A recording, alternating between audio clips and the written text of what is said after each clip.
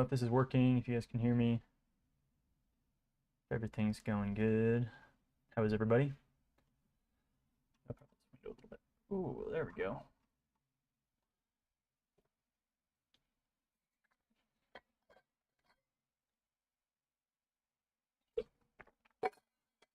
We are a go. All good. We can hear you. Sweet. Sweet, sweet. Welcome in. It's been a minute. Been working on some more stuff. Thinking about some more stuff. Volume's kind of low. That's not great. Let's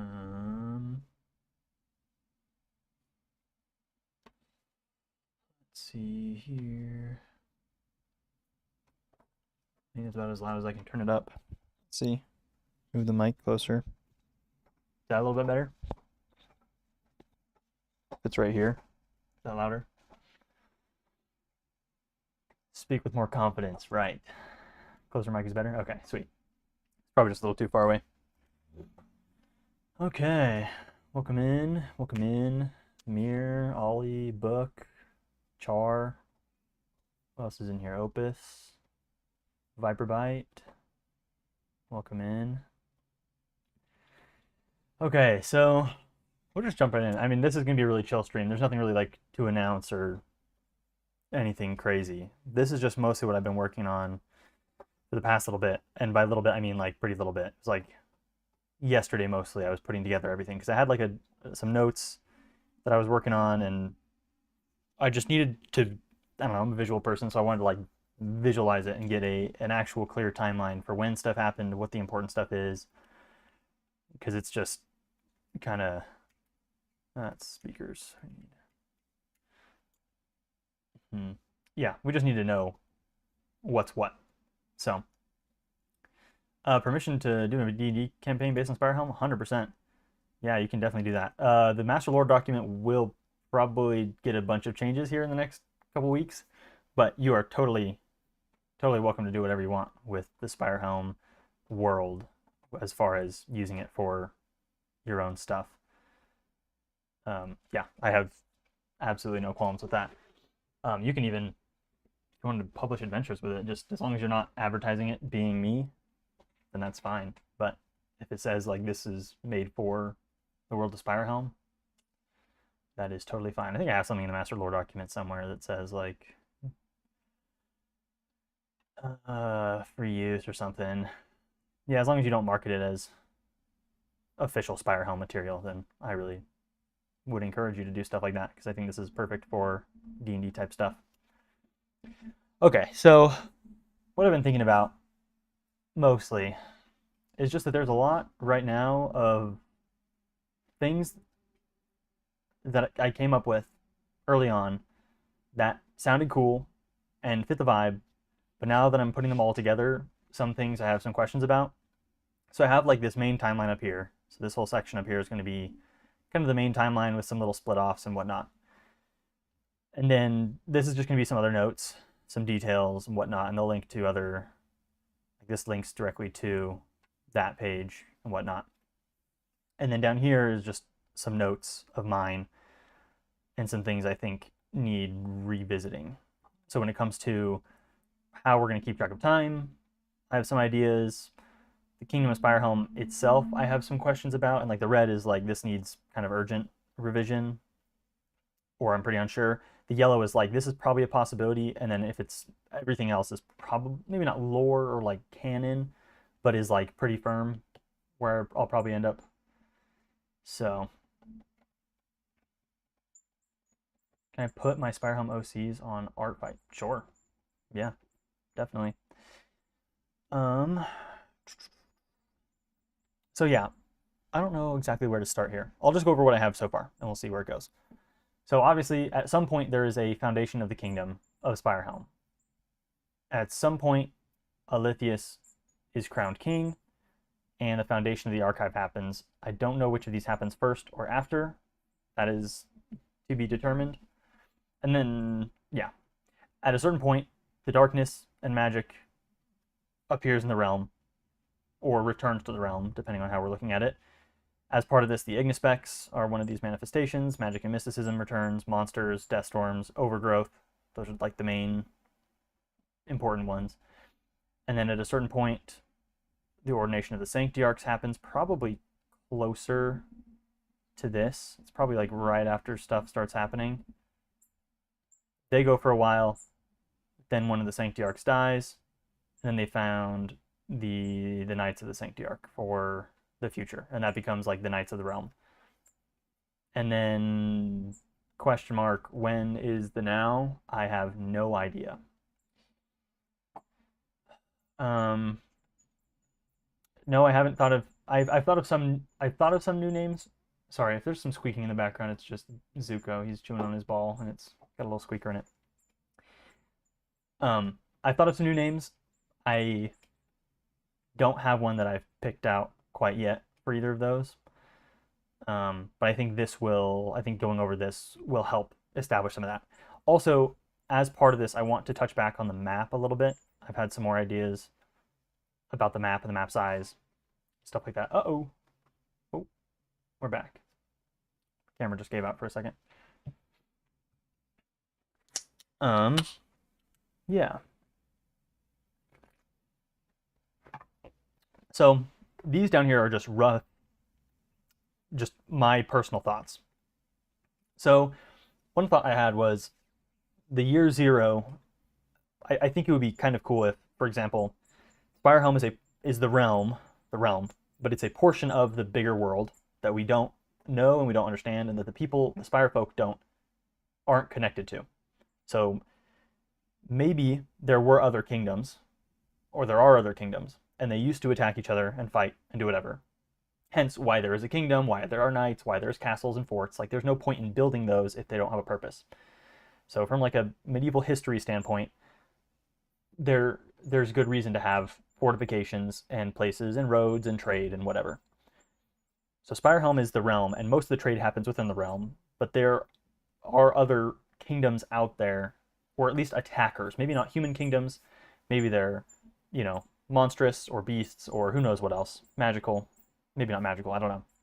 At a certain point, other kingdoms stopped attacking SpireHelm, and the realm became a safe haven for the Spire folk.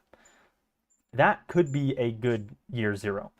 My thought is that happens after the other realms have their darkness return.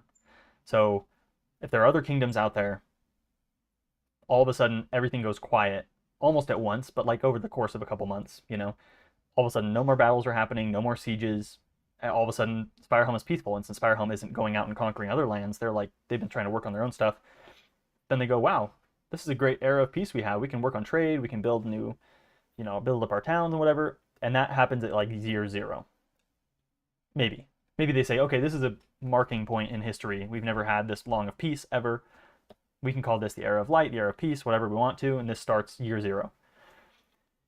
And then after a very, very short time, they realize, maybe they don't realize, but after a short period of time, the magic comes back. Stuff like starts happening. Darkness takes over, whatever. Is this similar to Attack on Titan? I haven't seen Attack on Titan. Yeah, I also don't know if SpireHelm is the kingdom and always has been, or if SpireHelm gets founded. I don't know, maybe I've got some ideas. So anyways, then we'll go to this, because this will tie into that. Foundation of SpireHelm. Why was the kingdom founded? Is it a maybe like era of fighting of kingdoms? Wouldn't one kingdom imply the existence of others? These are like just my thoughts of why would there be just one kingdom in a realm of no enemies? Disconnected from the rest of the world. Yeah, I think like the Titans are kind of there, and they're a sea city, I guess, on one end. So if people aren't attacking them from the ocean on one end, or they're kind of like a mouth of a river, kind of a bay, maybe not like I'm thinking like old Boston, or like, Chesapeake Bay, like older than that, obviously, but kind of like not on the ocean, like waves are breaking, but they have an ocean port that goes out to sea. I just feel like there wouldn't be one kingdom without other kingdoms. Like there wouldn't be knights, there wouldn't be fighting. So you need that little bit of chivalry to be like, there are other kingdoms that attack us. And are those other kingdoms of men or men-like creatures like elves and dwarves and whatever, or are they monsters? And this SpireHelm is the kingdom of man. Is this the? But does that feel too much like Warhammer? I don't know. Those are some of my thoughts. And then the other question is, why does the archive even exist? And this is one that I've been kind of juggling with, because originally it was like, oh, they just collect all of the stories and all of the information and everything. And then I'm like, does that even make any sense canonically? Or is this just, am I digging into it too much? Should we just suspend our disbelief a little bit and just let it be the archive for the sake of the archive? I think that's probably a safer way to do it. And my other thought is, if the darkness and the magic is appearing for the first time, then say that, for example, if we take like old medieval stuff, in reality, in history, there was no magic, there was no dragons, there was no things, but they had legends and stories about these things. And then imagine if at that point something happens and all of a sudden magic does appear and does start happening. And then everything becomes, oh my gosh, obviously magic is real. Now it's just, how do we deal with it as a country? Obviously it's very powerful. Do we harness it? Do we fight back against it? Do we do a combination of both? And that's kind of where I'm like, maybe the archive's purpose is to understand the realm as it's changing. And so they're gathering stories, they're gathering collections, they're, studying magic, all these different types of things. And that's why they make the archive and appoint the Grand Archivist. Notice in the types of magic, wizardry, sorcery, etc., are certain kinds of magic outlawed. Yes, I will be going over that in just a second. Maybe an obsession with not letting history repeat itself by allowing historical knowledge to be held within the archive. That could be good too. The purpose comes with the role of the GA. The GA knows why, but recruits everyone for that purpose without telling us what it is. That could also be good. Yeah, the GA just has like his own little, not evil plan, but like, the GA knows and the Aletheus knows, but no one else. Being cut off from the world and perhaps trying to find a way out of their isolation, the archive, existing as you say, I think works great to understand the magic. Yeah, I think that probably works the best. So we'll go to, let's just make a note here.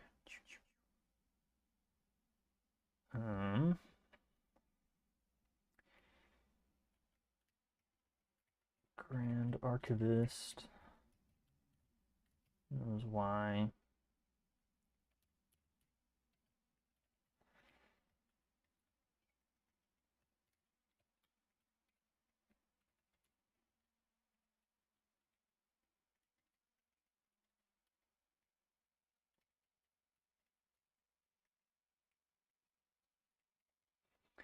Okay, so we'll do this as like, a yellow for now. I think that's a pretty good start for that. Oh yeah, Wanderer's Journey, I don't know where this is going to end up. This is just kind of here as a, who knows where this will be. If this happens, if I do it, we'll see. We're going to kind of go with what makes the most sense. What is this site called? This is Obsidian, actually. If you've heard of Obsidian, it's a note-taking app. So it's got, like, these are all my notes.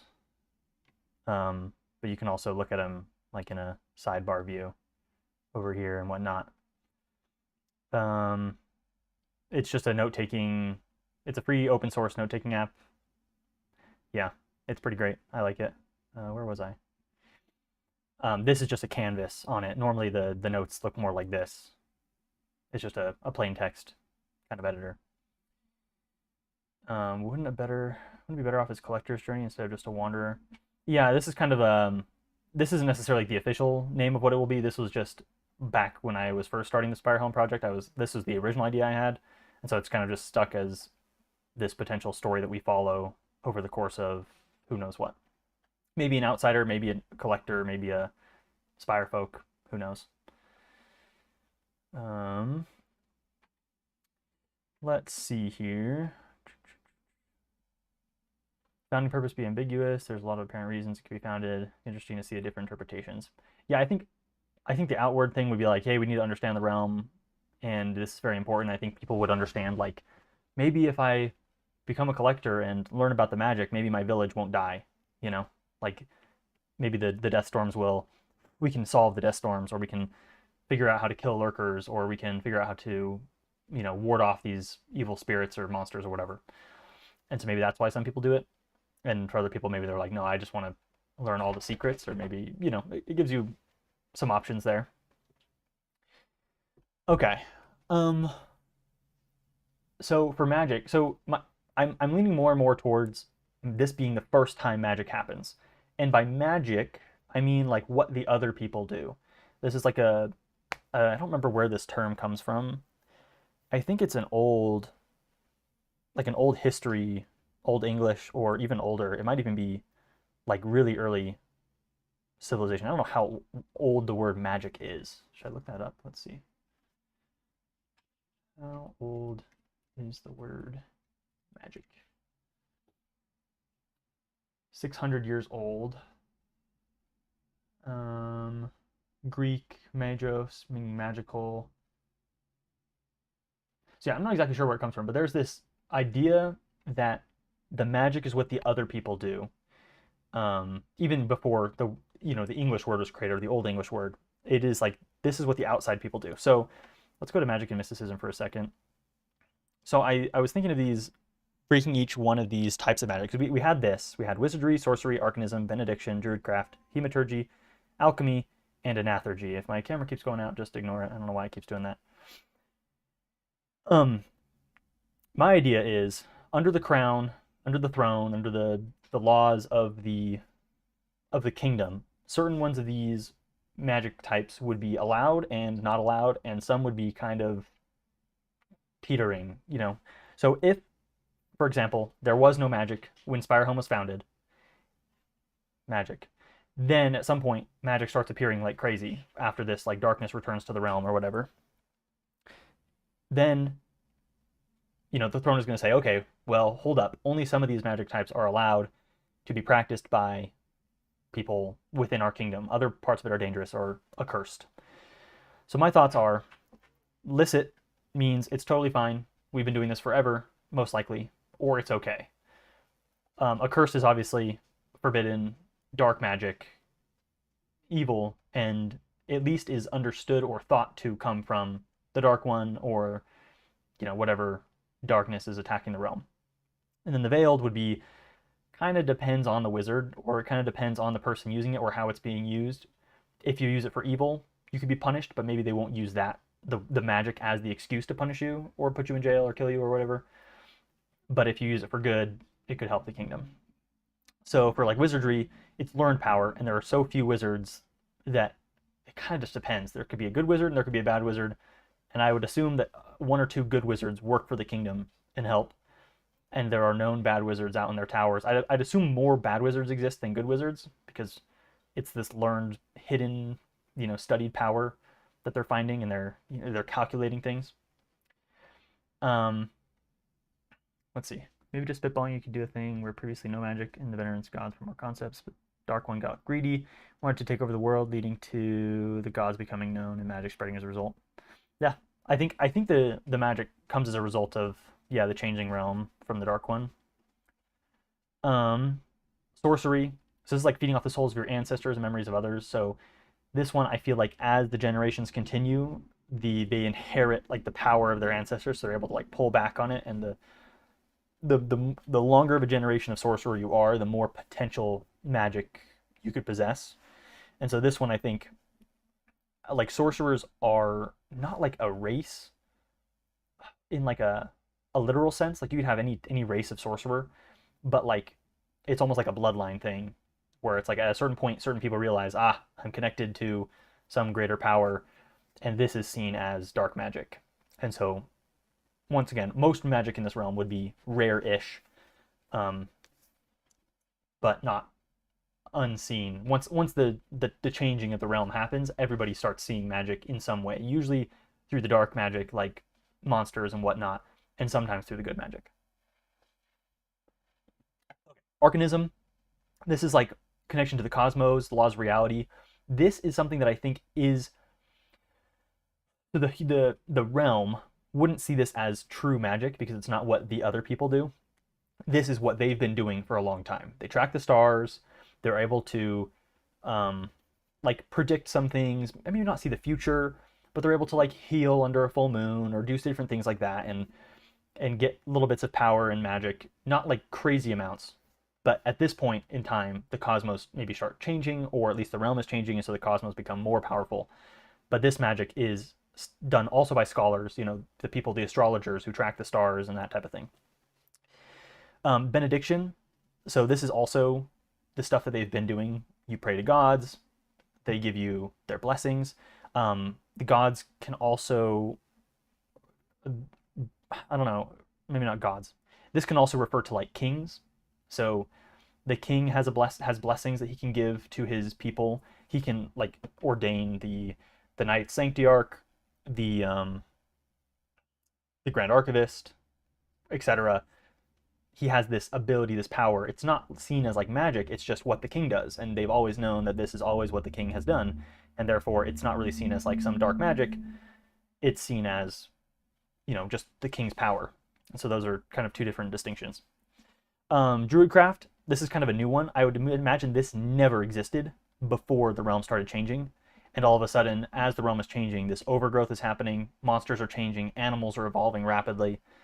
And so people are starting to study druidcraft and be able to connect with physical essences of the world and nature, stuff like that.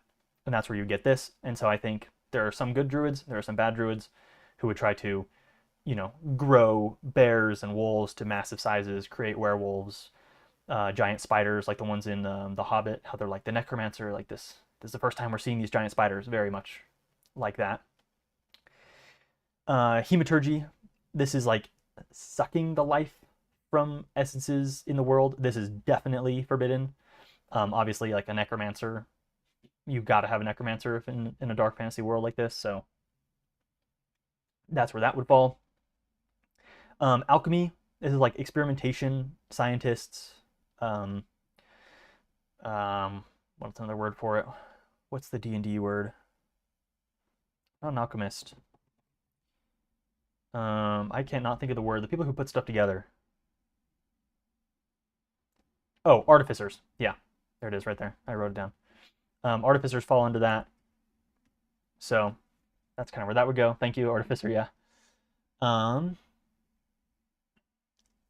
And Anathergy. This is like the one that draws its power from dead gods or exiled gods.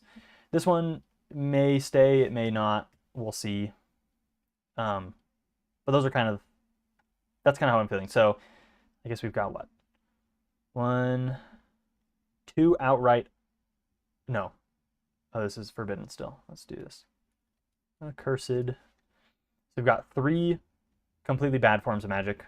1, 2, 3 forms of veiled, and 2 forms of allowed / licit magic that are like totally sanctioned by the kingdom. So obviously this is what comes from the actual, like the throne, the archive, the church, whatever you want to call it. The kingdom, this is the kingdom stance on magic. Individuals could have a totally different view on magic and how it works. You have a totally good person start learning about sorcery and feel like this is a good thing I can use for good, even if it's seen as some dark magic. I'll just hide it from everybody and hopefully I'll pretend it's benediction when in reality it's sorcery or something like that. So that's kind of where I'm leaning towards for magic, especially if it's something that is new to the realm and was previously not understood by the people of the realm. Any questions or thoughts or where this might go? Limiting for the kind of magic people can write. I can kind of agree, but I think you can write any magic into one of these types of things. So if you wanted to do an artificer, the artificer just falls under this type of magic, the alchemy. If you're doing somebody who is kind of a necromancer, you can still call them a necromancer. That would be like each of these could have potential tens. Like astrology would fall under arcanism, but so would I don't even know. Like the from Elden Ring, like the Carians and the Raya Lucaria would fall under arcanism, whereas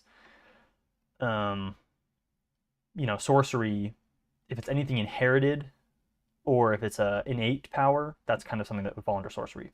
So you can kind of you could write anything into these, and wizardry is like probably one of the more broad ones, but also just more rare. Um, this is like your typical wizard, learning in books, writing stuff down, creating spells.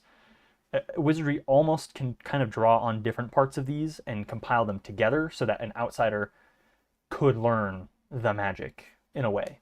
And so this is why this one's kind of veiled, because the wizards would probably draw on different bits of arcanism, benediction, druidcraft, depending on what they're drawing on and how they're using the magic that they create or learn. They could end up positive or negative.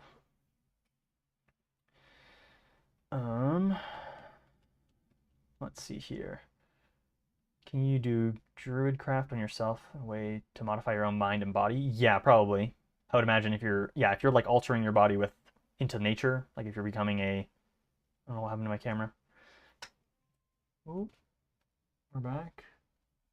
Okay. Yeah, if you're becoming like a werewolf, or if you're trying to shapeshift, that's probably druidcraft. But once again, everything kind of blends. This is like the kingdom's best job at saying, here's what's okay, here's what's not, here's how we classify these different types of magic. That way we don't have to write one solid, like hard magic system, since I don't think that would really be beneficial for SpireHelm in general. Yeah, I think we're better off trying to keep it like this and let people interpret this how they see fit. Collectors don't work for the kingdom. Let's see, work for the GA and the archive. Yeah, I feel like the collectors work for the kingdom in the same way that, like, I don't know how to explain it. What would be a good example? Because I don't want to get political, but like in the same way that, like, I don't know. Imagine like someone working for the military does not work for the president. They're working for the country, if that makes sense. So like if somebody was a collector, they're doing it for the betterment of the realm and probably to save their people. They're not necessarily working for the king directly. They don't report to the king. They work for the archive and the archive's goals, even if it, if that makes sense. Some sort of limited magical freedom, similar to how some government agents have special permissions, IRL.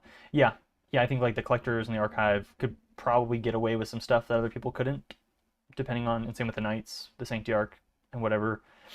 I think a lot of theirs would come from benediction, a lot of their power, so they'd be like, no, we're totally fine. But even if it bleeds into a little bit of like, hematurgy or anathurgy or who knows what, sorcery, and obviously arcanism can be used for evil, benediction can be used for evil, wizardry can be used for evil. Anything, any good thing, any good tool can be used for bad purposes. So it's not like just because you're an arcanist that you're just completely exempt from the law because you're a good person using the good magic.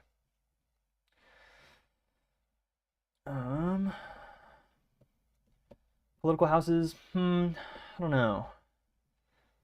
I've been leaning away from hard political houses, at least for now.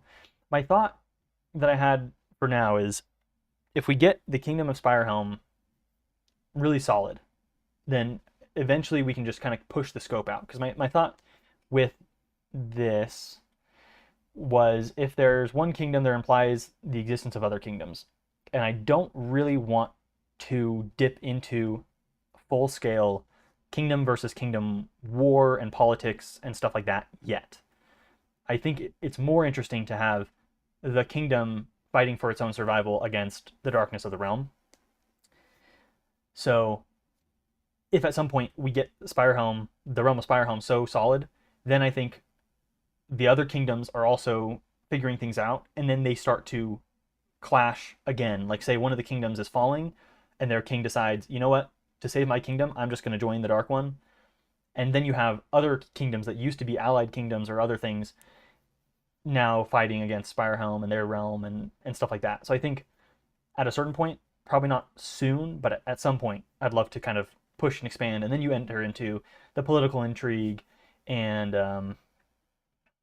stuff like that. You get multiple factions all warring together. And I think there are smaller factions within the kingdom but I think they're more like, you know, the knights versus the collectors versus the traders and the merchants and the, you know, the transport people or the farmers and the guildsmen, you know, stuff like that. Not necessarily like political parties within the kingdom or stuff like that. I think it's more because it's more of a monarchy. It's kind of like a single party system. It's just this is the king, and obviously he's the rightful heir. You know, they don't have complex political systems with multiple, um, you know, branches of government and stuff like that. I don't. I think that's just it's more than we need to do, and I think it takes us a little bit further from the core of like, you know, the focus of SpireHelm, which is gritty, fun, dark fantasy type stuff. Um, yeah, soft magic versus hard magic is like, yeah, it's kind of just it means something and nothing at the same time. Hard magic is something like the system in D&D where the limits are very clear. Yeah, hard rules, soft rules. Yeah, not very defined rules for how it works.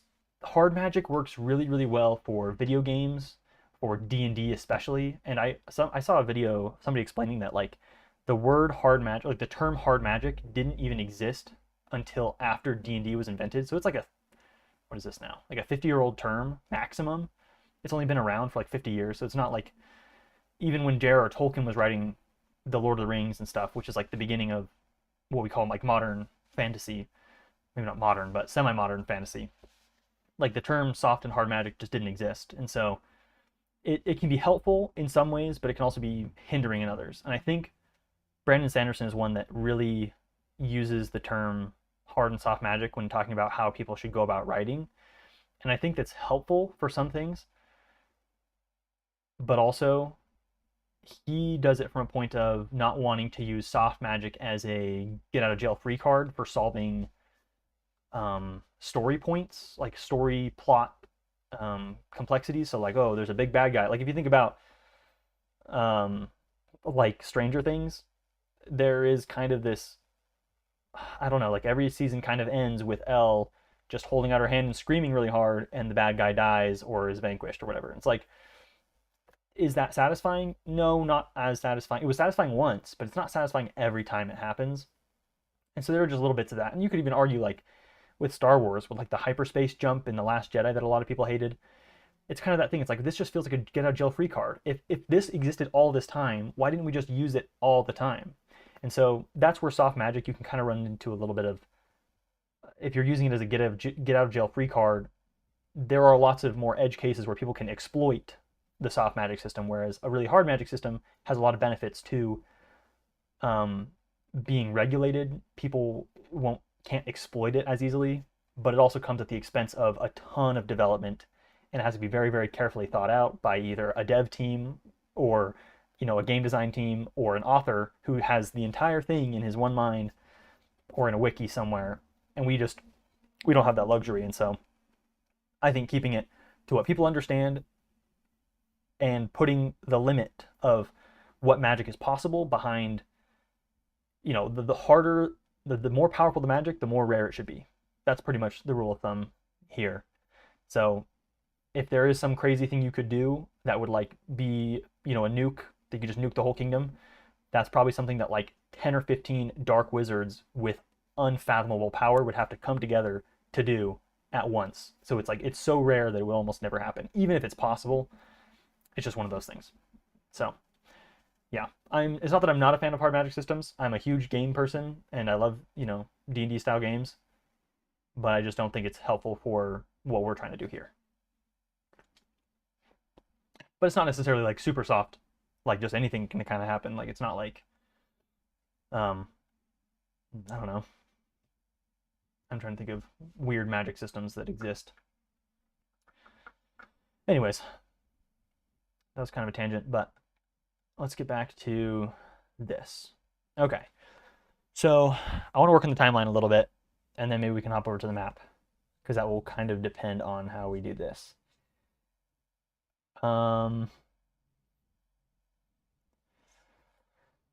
So has SpireHelm always been SpireHelm, or is it only SpireHelm after the era of peace? I think SpireHelm has always been SpireHelm. So No. This just needs to go before the year 0. And we will say the foundation of the archive happens after year 0 or around year 0. So let's just move this up a little bit. We can move this up a little bit. We will say thousands or hundreds of years, maybe hundreds. I don't think I want to make this too long that things get really, I don't want people to have to know like thousands of years of history. I want to keep things as simple as possible. I remember last stream we were kind of talking about if somebody could get into SpireHelm in 20 minutes of reading, that would be ideal. Or a 20-minute video recapping everything, that would be ideal. It's like everything they need to know, and then we'll go deeper and deeper. I think we have that on some other page somewhere. So Alethius crowned king. We want to keep it. I think Alethius is the king when the darkness happens. I'm going to say, let's see here. So my thought is, Alethius is king. He's a gift from the gods. Then the darkness happens. The realm changes. He then starts the archive, ordains the Sanctiarchs, and then vanishes. And that's kind of where stuff happens. So that's not year 0. We need to figure out where the heck we are. Let's put a new card in here, and let's say this is year. I know I originally, in the Master Lore document, had some years. I think it's this one.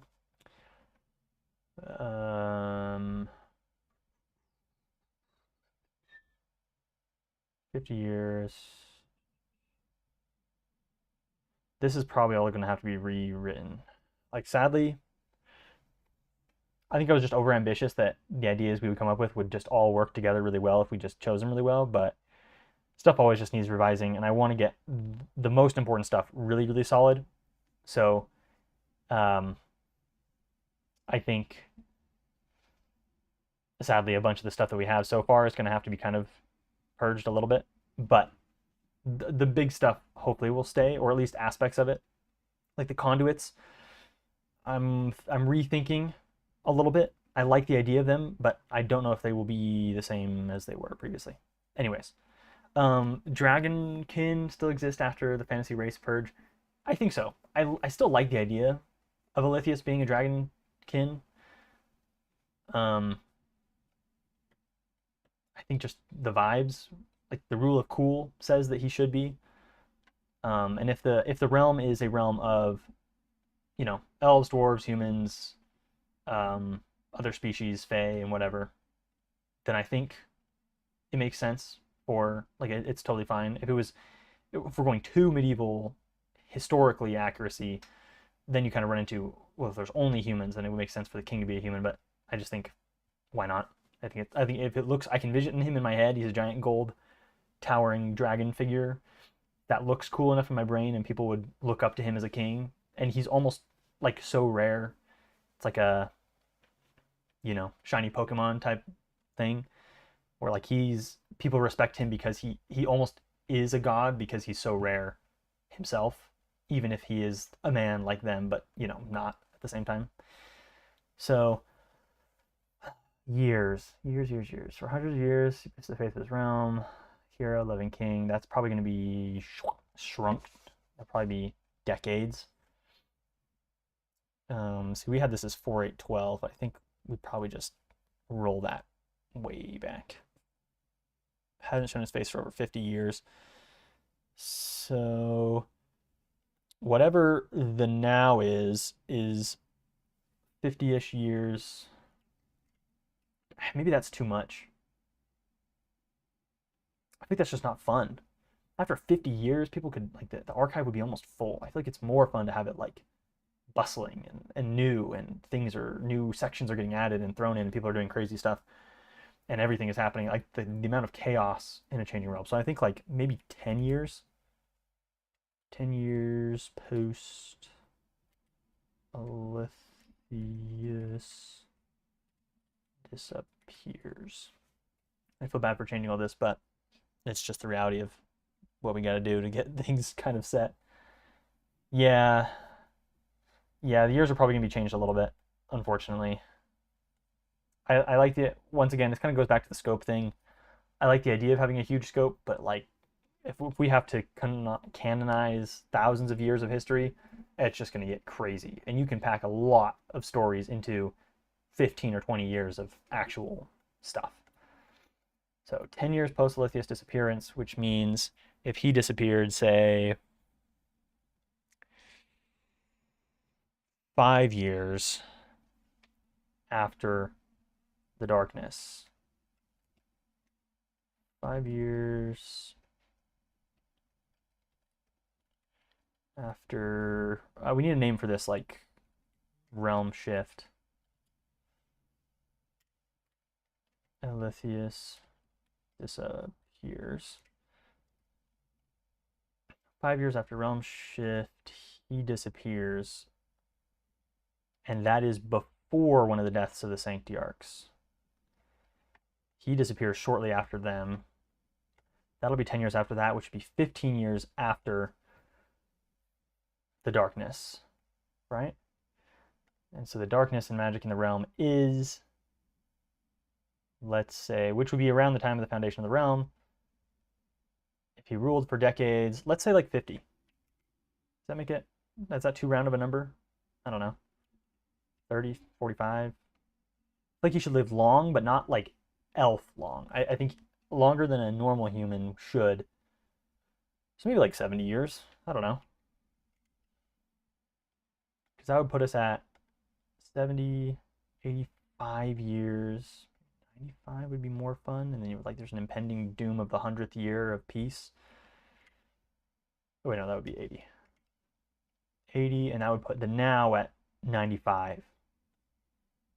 So let's make this one 80. Let's make this official. 0.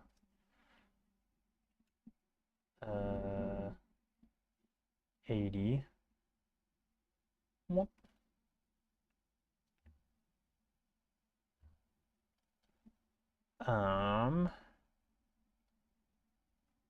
So this would be 85. Whoops. 85.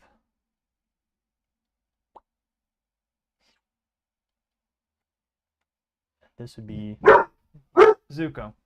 It's okay. Somebody just slammed a door outside. Zuko. I know. It's so scary, huh? You're good, bro. Okay.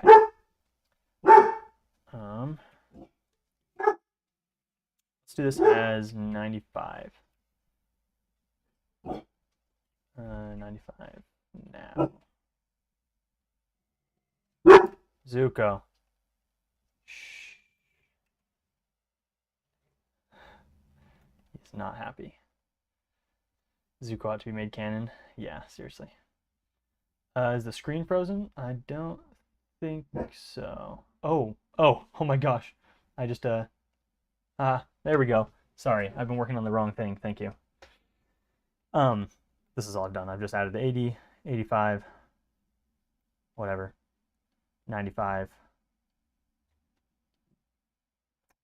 So 85 is Aletheus vanishes. That is big information, so we'll do that. That.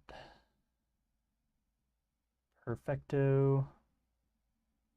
So he would do... So the darkness has to happen first, and then the foundation of the archive, right? Or would they just have the archive first? I feel like it makes more sense for the foundation, the archive, to be founded after the darkness starts returning. But maybe that's... So the point of the archive is to protect the realm, to understand the changing of the realm, and I feel like if the realm hadn't started changing yet, there would kind of be no purpose. So I think, let's see here. This is going to get messy. We need to get rid of this. Let's go this, that, and that. Let's do all of you and you here. Darkness in the realm. Let's do... that's probably closer to that. Well, I guess this is kind of 85, 90, 95. It doesn't have to be exact. Just making enough room for the important stuff. And you come back up here. I think the foundation of the archive would be shortly after the darkness in the realm. The ordination of the sanctiarchs would also be almost at the same time. I don't know why my camera's doing that. Just ignore that. And a little bit. And then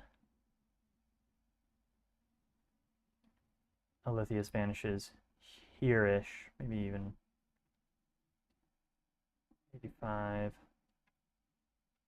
And then let's do one more for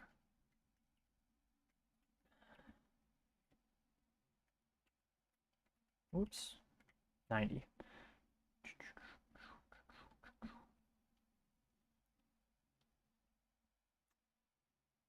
Okay, I'm feeling better about this. This to me makes more sense than whatever I had written previously. Who keeps casting Fog of Dread? Yeah, seriously. If somebody knew something and maybe it wasn't preemptive, yeah, that could be a maybe even just a rumor. Oh, here comes Fog of Dread again. Part of me is like, I don't know, because that would throw some amount of treasonous thoughts around the throne and Aletheus. So like if people were like, I think he knew, and that's why he founded the archive so close to the, you know, I heard from somebody that the archive has been around and the Grand Archivist was appointed before. Whether it's canon lore or not, maybe. So maybe, let's see. GA. Whoops, I can't type. Grand Archivist ordained. We'll leave this as yellow, possibly. Or maybe we do a new color for possible or for rumor. Let's do purple for rumors. Rumors / legend. Important rumors, though.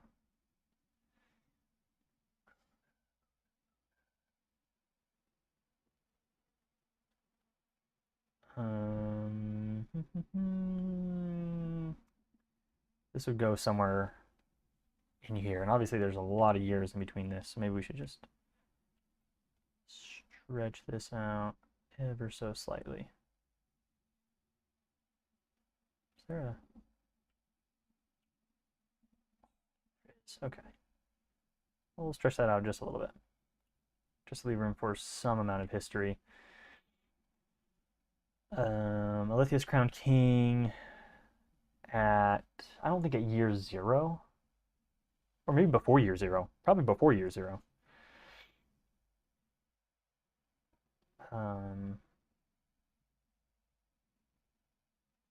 So let's do Foundation of SpireHelm, hundreds of years, Lithius Crown King, 0. So maybe he is, and maybe that's why people regard him so highly, is because they believe that because Alythius is this god-sent, dragon paladin, not dragon paladin, dragon king, whatever, that he is the reason that the peace started in the first place. And they're like, look, our good king has brought us 80 years of peace. Isn't it so great? And then, turns out the only reason there's peace is because the other kingdoms are dying and being eaten alive by the darkness. I think that sounds more cool. Let's do like a negative. Oh, that's not it either. Negative.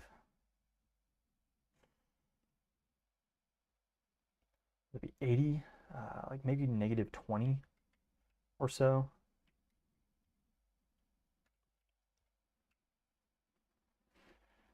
Am I crazy? What happened? Whoa. Something going on. Okay, whatever. I can't type it all with this thing. There it is. Wow, first try. And that didn't work either? Or did it? Technical difficulties. Stand by.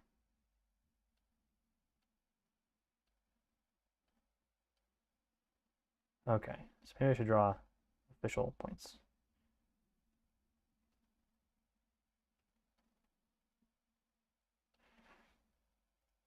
Foundation of the Archive shortly after. Ordination of the Sanctiarchs. Then Alythius vanishes. Then one of the Sanctiarchs dies, and therefore, shortly afterwards, the Knights of the Sanctiarch are founded, I guess is probably the best word for it. Somewhere in there. And then we get to this. And I feel like this is kind of where the majority of our stories will take place. We'll be kind of in this there. Yeah, we have like Pharilion is mentioned. I think he's probably the king that founded SpireHelm. So some of this stuff is going to be completely changed because I think in the lore we had King Pharilion was the one that gave the Grand Archivist his role and ordained him. I think that'll probably have to change. It'll probably end up being Alythius that set apart the Grand Archivist. And maybe there's more rumors around the Grand Archivist with maybe he's been around since King Pharilion. After all, it would only be, well, it could be hundreds of years, but maybe people think that the Grand Archivist, because when his, where is it? Where is the lore? Oops, that's not what I wanted. Oof. I have no idea what I just did. We're going to find something though. Sanctiarch gods. Where did we end up? Where is the SpireHelm timeline? Where the heck? Tones, tenants. Am I blind? Does somebody see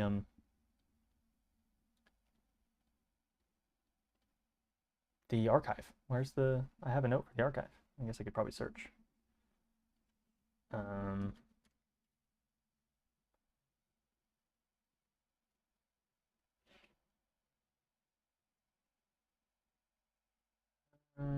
Archive hierarchy. This one. Nice. Nothing. Okay. Nope, not that one. Oh gosh, so many unfinished notes. Well, that's really helpful. Awesome. That's not what I wanted either. This is what I wanted. Okay. Oh, that was pointless. Where was I going with that? I don't remember. But I think if I remember right, oh yeah, the archivist like shed his previous personality, and I think people forgot who he was. So there is no age. Like he's old, but not like defined definitively old. Like people don't know how long he's been around or how long he's been alive. So there's a chance Ferlium was like, hey, the realm is going to need you. And he's like, what? And then he ordains or gives him some benediction blessing that lets him live for a couple hundred years until he gets ordained by Alethius sometime between 0 and 80, where stuff happens. And so the other thing too is like, we could keep the old years.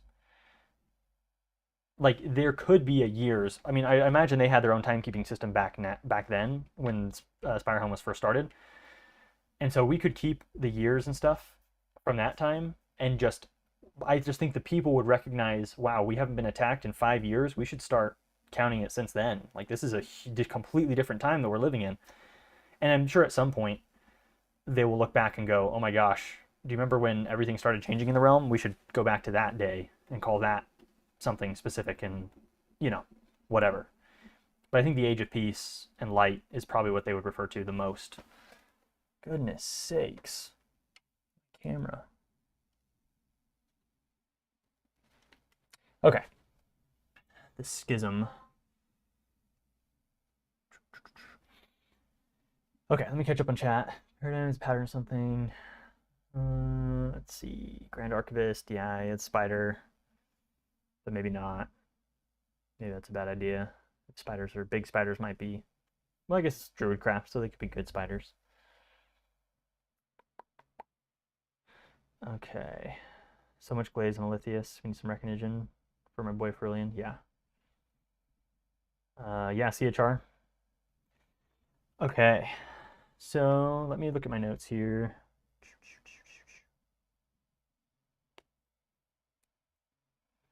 Yeah, Alethius is the only king in the Age of Light. So we got that. He was there at -20. Then when everything chilled out, people blame it on him, or at least attribute it, not blame it, attribute it to him.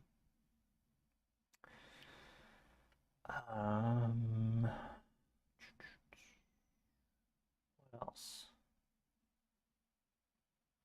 That's not going to line up. Nice. No! That's so frustrating. Whatever.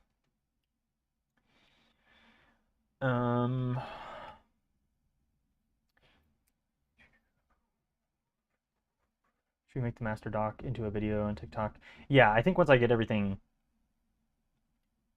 to a better spot, then yeah, I think I'll definitely make, updated videos and probably archive the ones I have so people don't get confused, and I'll pin those new ones. One thing I was thinking about is I feel like I enjoyed making the Ignispecs book, and I think I should probably make one. I should have the Ignispecs book in there somewhere. I should probably make not full size, like we're not talking 300 pages, but we're talking, we should make I should put together a comprehensive guide to SpireHelm PDF, booklet, zine, whatever you want to call it, and put it together and publish that. Like not publish, but like push that, send in the Discord, post it somewhere so everybody has access to it, make videos on each little chapter and say, hey, this whole thing is available for free. Everybody has access to it. You can use this however you want. This is, now that this is out, we have now moved into the collaborative part, because I feel like what we've been doing so far is, hey, let's make a dark fantasy world, and everybody's like, I have an idea, and we end up with like nothing actually concrete, just a bunch of ideas. So I think until then, everything is going to be not like on hold, but kind of like a potential stuff. Once again, you're welcome to work on whatever you want and do stuff within the realm, just that stuff might change a lot between now and then. And I think once I get that, so if we had a section big enough in the book, so imagine the Ignispecs, which was like what, 9 pages or something, 8 pages. If we had that, if we had one about Alethius, a couple pages about Alethius, the kingdom, a spread of the map, I think would be really cool. And say, here's the kingdom, here's the capital, or I don't know what you'd call it. Here's the castle, here's the whatever. Here are the baronies in the realm. So these are the lords of the realm and their baronies and their little regions. Here are some major landmarks. Here are some you know, here's a forest, here's a name, here's a town, here's a name, and then within there you can build whatever you want. Um, I think if we had a little section on each of those, the Sancti arcs, the original Sancti arcs, and then a couple pages on the new Knight Sancti arc. So hey, if you want to make a knight, you're welcome to make a knight that is one of these, you know, ordained, sanctioned knights from the king. Um, and I think I would imagine that would be end up being somewhere between like 20 and 30 pages. And I feel like if I can get that done, and then push that, then everyone will be able to see, ah, this is exactly what SpireHelm is. Therefore, I know what SpireHelm isn't. Because right now I feel like it's really hard, especially for newcomers, to be like, what's going on? I just know dark fantasy vibes, but that's not enough to go off of to know where to push and pull things. And yeah, the booklets are super fun to make, and they look cool, and they're like they are something you can have physically, maybe not physically, but digitally at least. If you wanted to print it, you totally could. And then yeah, I need to make some series of for the videos and lore and stuff like that. Yeah, and then I need to trim down the Discord server like crazy, because luckily it hasn't been too busy, but it's still just a mess. And I mean, luckily and sadly at the same time, a bunch of the old stuff is probably going to get like pruned, you know, sadly. We'll take as much of it as we can, and hopefully people who have made stuff still have their originals so they can alter them and do stuff that'll make it fit more for the future. But I think I was just overly ambitious at the beginning and thinking like, oh, this will totally just work and we won't run into any issues if we just kind of go all in from the get-go. And I think it was just a little ambitious, and it's just unrealistic to assume that everything will work perfectly your first try. But I think going forward it should have a better trajectory than, you know, the first time we tried. So this has been resolved. Let's do that. This is still going to be potentially Y. I think the kingdom being founded is the same as any kingdom in history. I think they just wanted to protect themselves from other people, and they had their trade routes. They had, you know, it kind of just built up naturally, and they established a king. And maybe there was warring groups, and Farillian was a person or a king who like got everybody together and said, if if this group, the blacksmiths and you guild and these mercenaries here and all these people, he said, if you band around me and we win this war, I will secure this realm for our safety. And they go, yeah, and they all fight together and they win the realm, and they say, ah, yeah, King Farillian, blah blah blah blah blah, and then he makes the SpireHelm realm, etc., etc. The rest is history, and they've kind of been living their loyalty has been to the kingdom ever since. Let's see.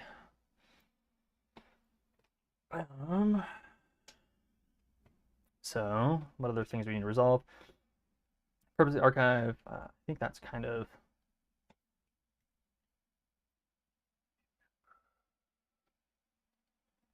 that's why.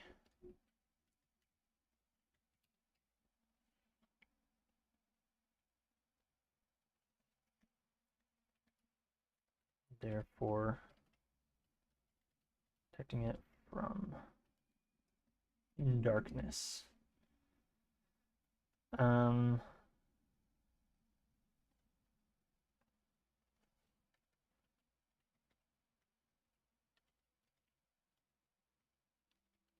just need a new name for this thing. That's all I got. This is just too vague. Darkness, magic, whatever. And then we have to go. Yeah, I'll definitely screenshot this, and as I adjust it, this won't be the permanent thing. I imagine, once again, in the booklet, you know, this infamous Schrodinger's SpireHelm guide, I would make a spread of this as well. Maybe like if I had the map on the top and the spreadsheet on the bottom, or something like, or the timeline on the bottom. I think that would be really, really helpful for people to be able to see, like, okay, this is kind of where the years happened, and you know, you can place things into here and say, okay, well, I want to write something about somebody between when the darkness started and before anything had happened. Like, there were no knights to protect the realm yet. There were just the armies of the king, who hadn't fought in, mind you, over 80 years of no actual wars happening. Oh, Zuko's dreaming. Oh, never mind, he woke up. So yeah, there's like 90, 80 years of no fighting. So the knights, you might have actually been pretty bad at one point, and that's probably where the ordination of the Sanctiarchs came from. Was like, hey, I got to get the strongest warriors. He then, uses benediction, gives them like a blessing of sorts, an ordination, a power to be like not gods, but kind of minor gods in a way, like really really powerful demigod individuals. And then then he vanishes, one of them dies, and the rest of them go, all right, we need more knights. This darkness stuff is ramping up really fast. We gotta, and so then they start, having armies again, or at least like chivalry, you know, round tables and such, and groups of knights. Um, I think the Wanderer's Journey, if there was a Wanderer, I think it'd be actually cool to start it right in here. Imagine a wanderer who lived in the realm of in the realm, just a traveler, because in this realm of, or in the era of light and peace, or whatever, the age of peace or light, if there wasn't any fighting, you could kind of explore the realm, do whatever you wanted. So if he was a traveler, and then all of a sudden he's on his travel when the darkness comes back, then it gets crazy. And so you can have this experience be almost like a horror genre for this guy, of seeing these nasty monsters that have never existed. Didn't even think to bring a sword, probably. Maybe found one in a tomb, and that's kind of like how things kick off. That's a very like D&D adventure style thing. And then you could eventually become a collector for the archive. Like maybe he comes back with a bunch of stuff, demands to talk to the king because whatever, and they go, oh yeah, you can't talk to the king, but we have an archive now if you want to work for them. And then that could be a very cool. I mean, this is 5 years, so maybe it could be I don't know how long you'd be journeying for. Then it comes back, and then whatever, and then becomes a Knight Sanctiarch or something. I don't know, maybe not. But I think that would be a cool place for that to happen.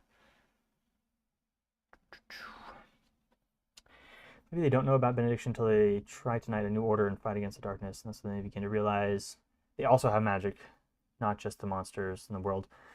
I think partially. I think the thing is, all of the magic increases. So I think here we'll go. I can't even see. I know you guys can't. Holy cow. Magic becomes more powerful. So maybe what they originally thought was, hey, the king is blessing us. Well, I think the like, once again, the power of magic comes with rarity. So the king would be known to the people during this age of light, and maybe even previously. Alethius would be known as the most powerful person in the realm. He is, to them, almost a god because of his magic power and his benediction, his, I don't know, holiness is the right word, but his aura, and his ability to rule, command, fight, protect, reign, judge, whatever. They look to him as like this paragon of truth and whatever. And then to everyone else, the magic is like these blessings that come from the gods, and therefore through Alethius and to them. And then I think when he ordains the Sanctiarchs, at the beginning, these Sanctiarchs are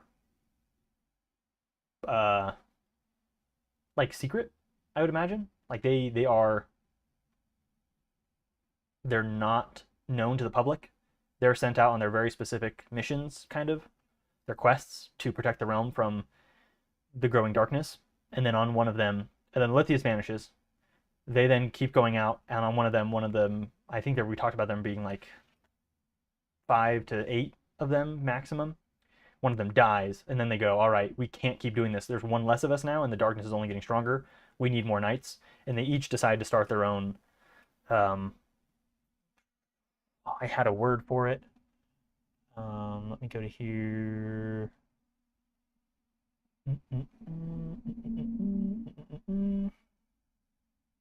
Orders, I guess, of protectors. So, and then at that point they become public, and they go, yeah, we were ordained by the king. Not necessarily that we are the rulers now, but we are the protectors of the realm, and we understand it as our job to protect from the violent forces of darkness. And that's when they become public, is like during this time. maybe here or something. I don't know. But I think at the beginning, maybe they become public before Lithius vanishes, and he goes, "Yeah, we need these guys." And maybe that's why he says, "Hey, these guys are here to protect you." And then they go, "Why? Why would we need them? We have you." And then he vanishes, and he's like, "Oh, well, at least we have them now." And then one of them dies, and they go, "Oh my gosh, we have nothing. We lost Lithius. We're losing the Sanctiarchs. Now what?" And they go, "Well, we'll ordain more, and we'll do that." So,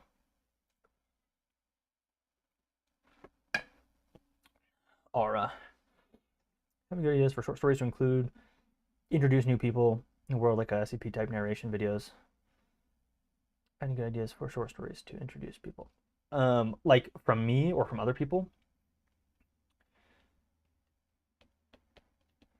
I'm not sure if I understand. Like things that are very SpireHelm exclusive and that can be added on by the community. Not entirely yet. That's kind of where I want to. I feel like we'll kind of have to finish more of the big picture stuff, and then once I figure most of that out, then it'll be easier to be like, okay, here's a couple stories that are exclusive to SpireHelm that can get you started, that like you could build off of and bounce off of. But that I should definitely put that in somewhere. Let me make a note of that somewhere really quickly. Ooh, I can't do it on here.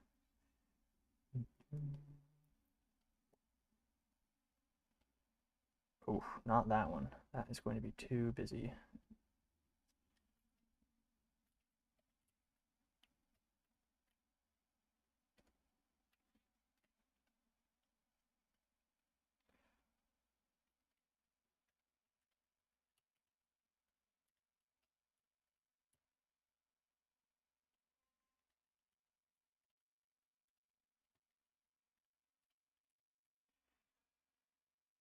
Narrating the history of the kingdom could be good. We know the most of it. Yeah, that could be very good. You guys even see my mouse? You guys can't even see my mouse, can you? That's kind of weird. I've been like circling stuff this whole time and you guys can't see it. But I guess if I highlight, you can see that. That's good. Okay.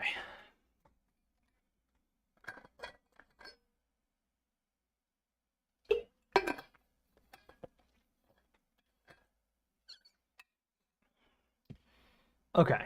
What else do we need to know?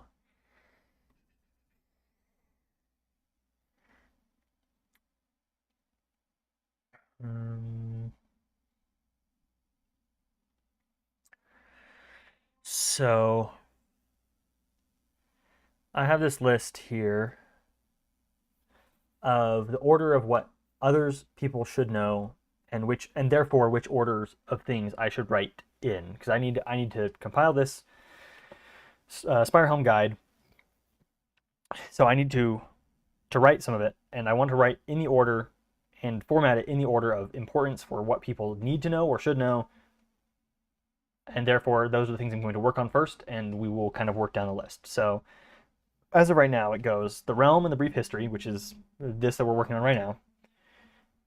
What makes the realm different than generic fantasy, which will kind of be fed into this. The Kingdom of SpireHelm, which we've touched on a little bit. The King, which we've touched on a little bit. The lords, barons, and their lands. We haven't touched on that yet.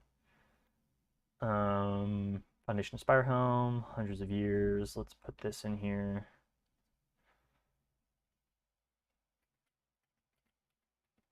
Baronies and lords. That would be somewhere in there.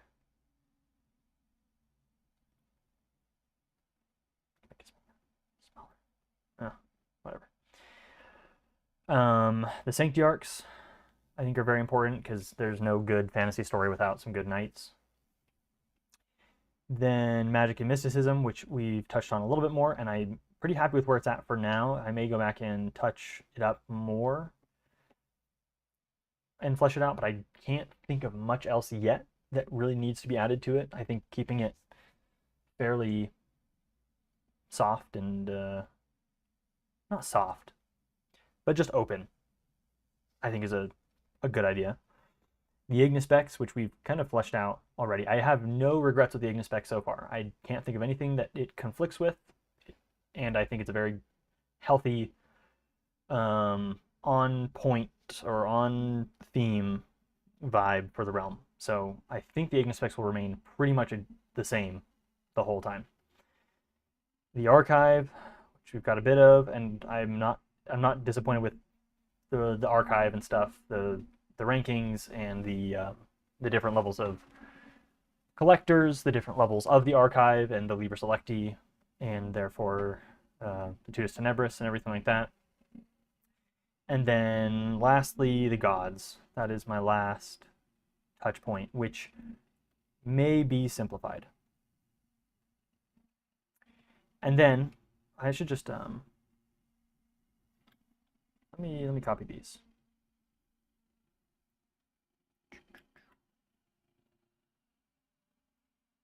Let's put them into a quick reference here. Just going to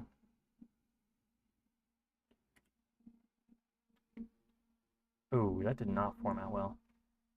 Did it? Oh, it did. Let me copy this one more time. Stand by. There we go. That worked better. And now it's not working.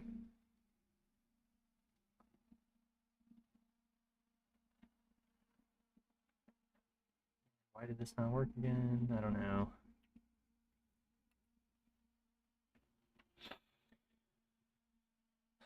Okay, so that's this.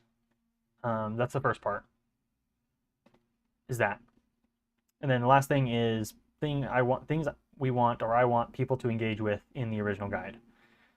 Obviously, art is kind of what got us all here in the first place. Art, the music, the vibes, the visuals of dark fantasy, which is unfortunately the hardest part of this whole thing, is getting really good, high quality art. I am getting better at art, but I am not quite that good yet. But I am getting more confident that I'll be able to pull it off at some point. The knights, the monsters, the collectors, the adventurers, the magic, and the impending doom. I feel like those are the most, I don't know what the word is, the most on theme things for SpireHelm. So I want someone to be able to flip through it and go, oh, there's cool art, there's knights, there's monsters. These collector people seem interesting and unique. We don't have this in any other fantasy fiction that I know of, or at least not in this style. The adventurers, collector scripturum, like I engage with the realm, and I feel like it's a cool place to write stories or play D&D or do whatever. And then the magic is obviously there. Once again, it's kind of the same part as the vibes, the art, and then the impending doom, the sense of this realm is crumbling very, very fast. Things are getting really, really bad, and something needs to happen, or Aletheus needs to return and save the realm, because otherwise everybody might die. So that's kind of where my focus is right now as far as orders of things that needs to happen. I'll just throw that there. Any questions or thoughts about anything, or things that we would need to flesh out even more right now? Because I think this is a pretty decent start. I'm thinking of maybe jumping to the map a little bit and figuring some of that out before other stuff. I don't know. Map. Yeah, we need a map. We need a really good map.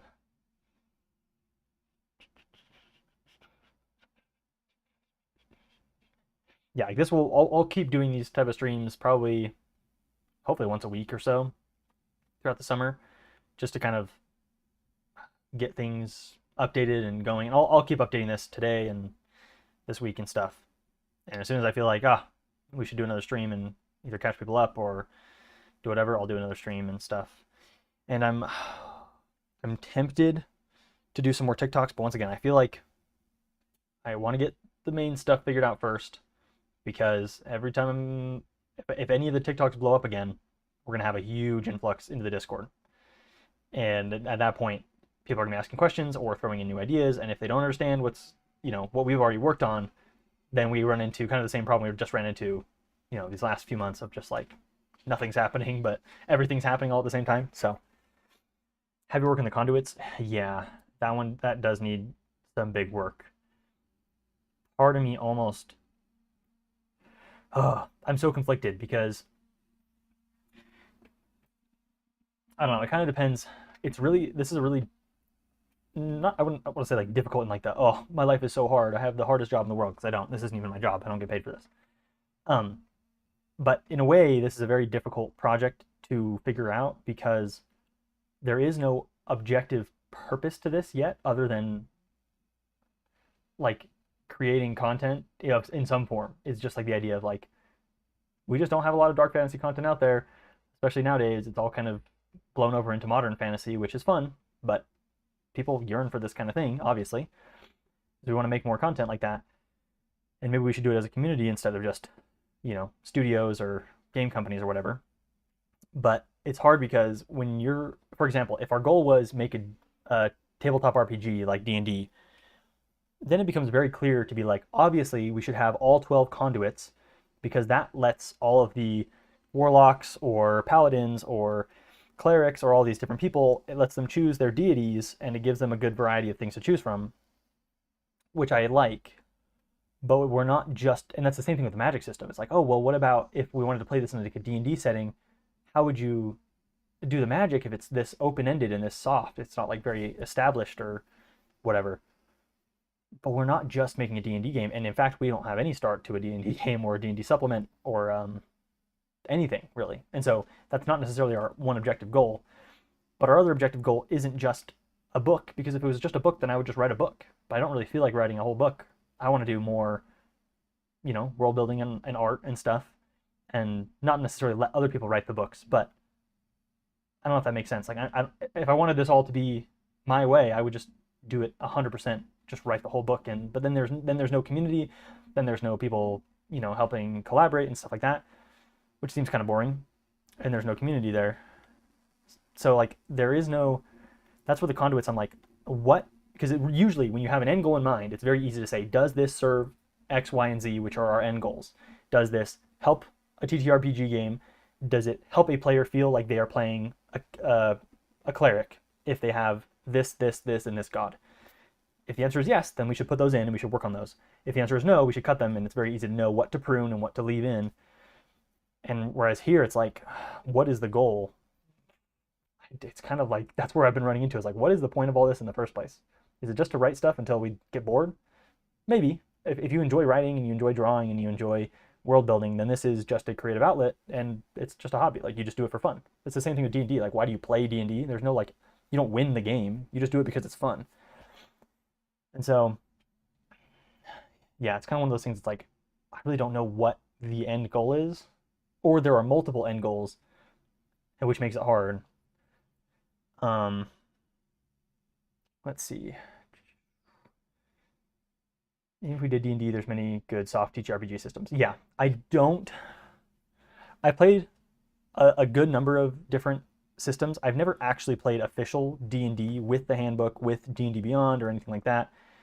I've played probably the most amount of Daggerheart, surprisingly. I was into it in the early access, like before it was an official release, and then played it a bunch as an official release. I mostly run games, which is, if you can't tell, like what I enjoy doing is like figuring stuff out like this. And I am a passionate hobbyist board game designer. Like I really enjoy designing games, optimizing visuals, and the way the gameplay mechanics interact with each other is like really what I love and enjoy. It's like probably my most favorite hobby. And so what I enjoy doing as a DM is taking a system and getting it to do what I like it to do. And a lot of that comes with pruning and trying out ideas, testing them, putting them back, and doing whatever. Like this last year, I ran an Elden Ring Daggerheart game. So it was for people that had never played Elden Ring. So they didn't know the story. So I said, what if I just ran the entire... You're never going to play Elden Ring, but you enjoy TTRPGs. So let me just run you the whole story, but from the perspective of a D&D player kind of thing, or Daggerheart, basically, which was super, super fun. The story was all done for me, kind of, mostly. I had to do a lot of tweaking, obviously. But like the dialogue was there, the areas, the maps, the items were all there. But I had to then take an Elden Ring weapon and turn it into a Daggerheart weapon, and the armor systems and the leveling. And I had to say, okay, well, Daggerheart does this, but this doesn't feel like Elden Ring. So how do I change this to feel like this? Anyways, that's something you have to do for any sort of design like this. Is you have to say, okay, what is the goal? Does this fit the goal? Does this serve this thing? If not, we got to cut it or we got to change it until it fits. And sometimes that means throwing a bunch of stuff at the wall and seeing what sticks. And I think what a lot of that stuff we threw at the wall was at the beginning. Some of it stuck. A lot of this stuck. Conduits are just one of those that I'm like, I don't know if having 12 gods fits the vibe. What is, and I think that's the main thing is, I think if we went back to, where was it? Oh, where the heck? It's somewhere. Ah, here it is. SpireHelm priorities is the one we did last stream. This is way more of a mess. Don't even worry about this. If you haven't seen this, don't even worry. This is the thing. This is kind of the why. But we're not making a D&D game yet, at least. We're not making an animated series. We're not writing a book. We are kind of just producing something. We're getting together and making stuff together. That's kind of the thing. So why are people here? People are either here for collaboration, content, or vibes. And vibes is the number one. And so this is the one that I've been looking to with the conduits, is saying, do the conduits fit the vibe of SpireHelm? Do they fit into the realm? Do they fit into the dark fantasy retro vibe? And I'm teetering on the fence of, if they do, how? And if they don't, then do we just get rid of them? Because I kind of like the ideas that we had. And a lot of, I mean, in art in general, sometimes you have to be willing to throw out your best stuff that you worked super hard on. If it doesn't work, you just kind of got to be willing to chuck it, which hurts. Because it's like, oh, I spent so much time creating this new thing, but it doesn't work with what we're doing, and so we just have to get rid of it. And that's pretty sad. But let me go to the Master Lore doc. We had Gods and Divinity. So for those of you who didn't know what the how we had it set up, the Venerants were like supposed to be the gods that you don't see. These are the ones that existed before. These are the ones that banished the Dark One to, you know, the lands of exile or whatever beyond the Titans. Then there are the major gods. And instead of them being these like amorphous existences that are outside of space and time, they are actual physical people that probably at one time existed in the realm as normal people, or at least as some form of, it's not really politics, but it's like, in a way, they get brought up to this like a king. You know, you're raised and then you become a king, or you become a judge, or you become a knight or a ruler or something. And so we had one conduit for each aspect of reality or whatever. So Alythius is the conduit of light and protection. He was like, the king is always the conduit of light and protection or whatever, or the queen, whoever's on the throne. And then we had like fate, magic, war, knowledge, artistry, fire, justice, shadows, passion, nature, dreams, and then the minor gods. And then we had some other, and so the minor gods would be like anything else. A seraphim. You could even look at the knights, the original Knight Sanctiarch, as minor gods. These are like demigods, demons, like a snow god or a fire god that's just like a god of fire in a way. Like the Flame of Frenzy in Elden Ring would be like a good minor god in a way. It's not like, because there's like the Greater Will, and that's, I guess the Greater Will is an outer god, and the Formless Mother and the Frenzy Flame. So that's a bad example, and the Flame of Ruin. So I don't really know what a good example of a minor god in Elden Ring would be. Maybe the Fire Giant would be a minor god. I guess it's almost more like a conduit. Anyways, forget trying to compare this to Elden Ring. It's just one of the lore systems I know the most. So I draw on it a lot when it comes to references or comparisons. Anyways, I'm still here with this. I think minor gods, people can write their own. I think everybody should be able to do whatever they want with the minor gods. Just make them like crazy. But then the conduits, and because originally we talked about having them be almost like a court in a way, like you'd have like the Jedi Council kind of, where like everybody, like all of the conduits would get together to judge, the realm or whatever and protect it, and each of them has like different aspects. For example, like I don't know, but then I just think about it and I go, is this just modern fantasy? This sounds like if I was making a D&D competitor and I needed god worshipping factions or classes like cleric or warlock or whatever. This seems like what I would come up with.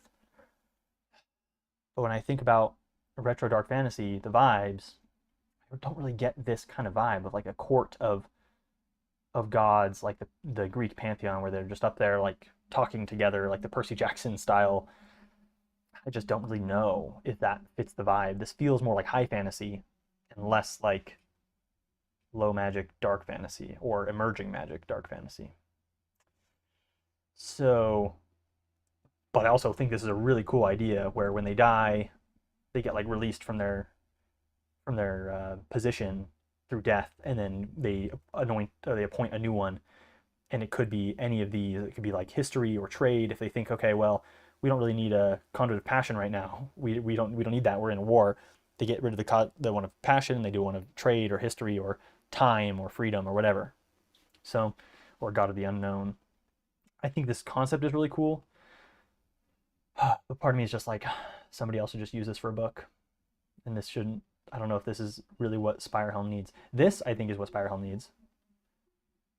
I think Aletheus, the God King, is always a fun idea. It's been done multiple times, but it gives people something to kind of worship a little bit without a whole court of gods. And then I think the minor gods should definitely work. I just don't know if everything else fits. So I'll keep thinking about this one. Maybe I'll make like a thread in the Discord about it, and we can just kind of ping some ideas back and forth over the next week or so. Because this doesn't need to be done right now. This is actually on where are we at?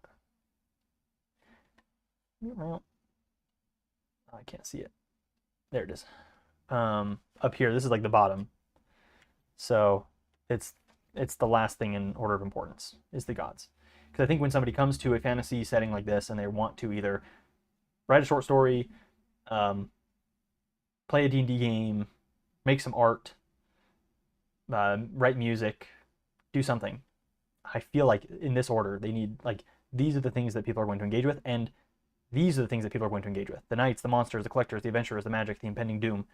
I don't see them interacting with the gods directly nearly as much. Maybe some, not never, but nearly as much as any other single thing on this list. Because that just doesn't feel like the classic dark fantasy. So, I don't know. Let's see. Please read the Adabaxthal. I've not read that yet. Explanation of demons. Yeah, demons being minor gods, I'm fine with demons appearing in any way. I think the demons I think all demons come from the Dark One. But that doesn't mean they're all. I can almost see the Dark One as, I don't know if you guys are familiar with Warhammer lore. Like there's like the Chaos Gods. I think there's 4 of them. I see the Dark One as like all 4 at once in a way. Like he is like everything evil, but he has these like the monsters manifest in all these different ways. So you might have like a plague, and the plague is an evil thing from this evil god, but it's not necessarily from a different god than the demons that are also evil, but they're like these classic fire demons like the Balrog and stuff like that. I don't know. Don't know exactly how that'll be. Diffusing the gods culturally would probably help a lot in making them part of the world rather than a strict pantheon. What do you mean by diffusing the gods? Maybe we make them less human and more like symbols of worship. And Aletheus is a strong minor god. That could work. I could see that. Because often in history anyways, and not that, like, once again, we're not trying to be 100% historical, but we're not trying to be 100% modern fantasy. We are trying to go for the vibe. The vibe is the most important thing. But yeah, like in history, people obviously didn't interact with their gods often. We have like 2 accounts or 3 or 4 accounts, and that like starts a whole religion. So, but this is also fantasy, so they totally could. So I'm kind of on the fence of, do the gods interact with them often, or like the legends of Greek where they're like, oh, they came down and they told me this thing, or they came down and then we had a child and then my child is now Hercules or Heracles or whatever. So I'm not exactly sure for that, but I do like the idea of them being somewhat amorphous. And if you have the Venerants that are amorphous, and then Alethius who is not amorphous, do they go in between, or should they just worship the Venerants and Alethius, and we just cut out all of the conduits? And Alethius is just the only conduit that exists as the king, and maybe there's a couple more.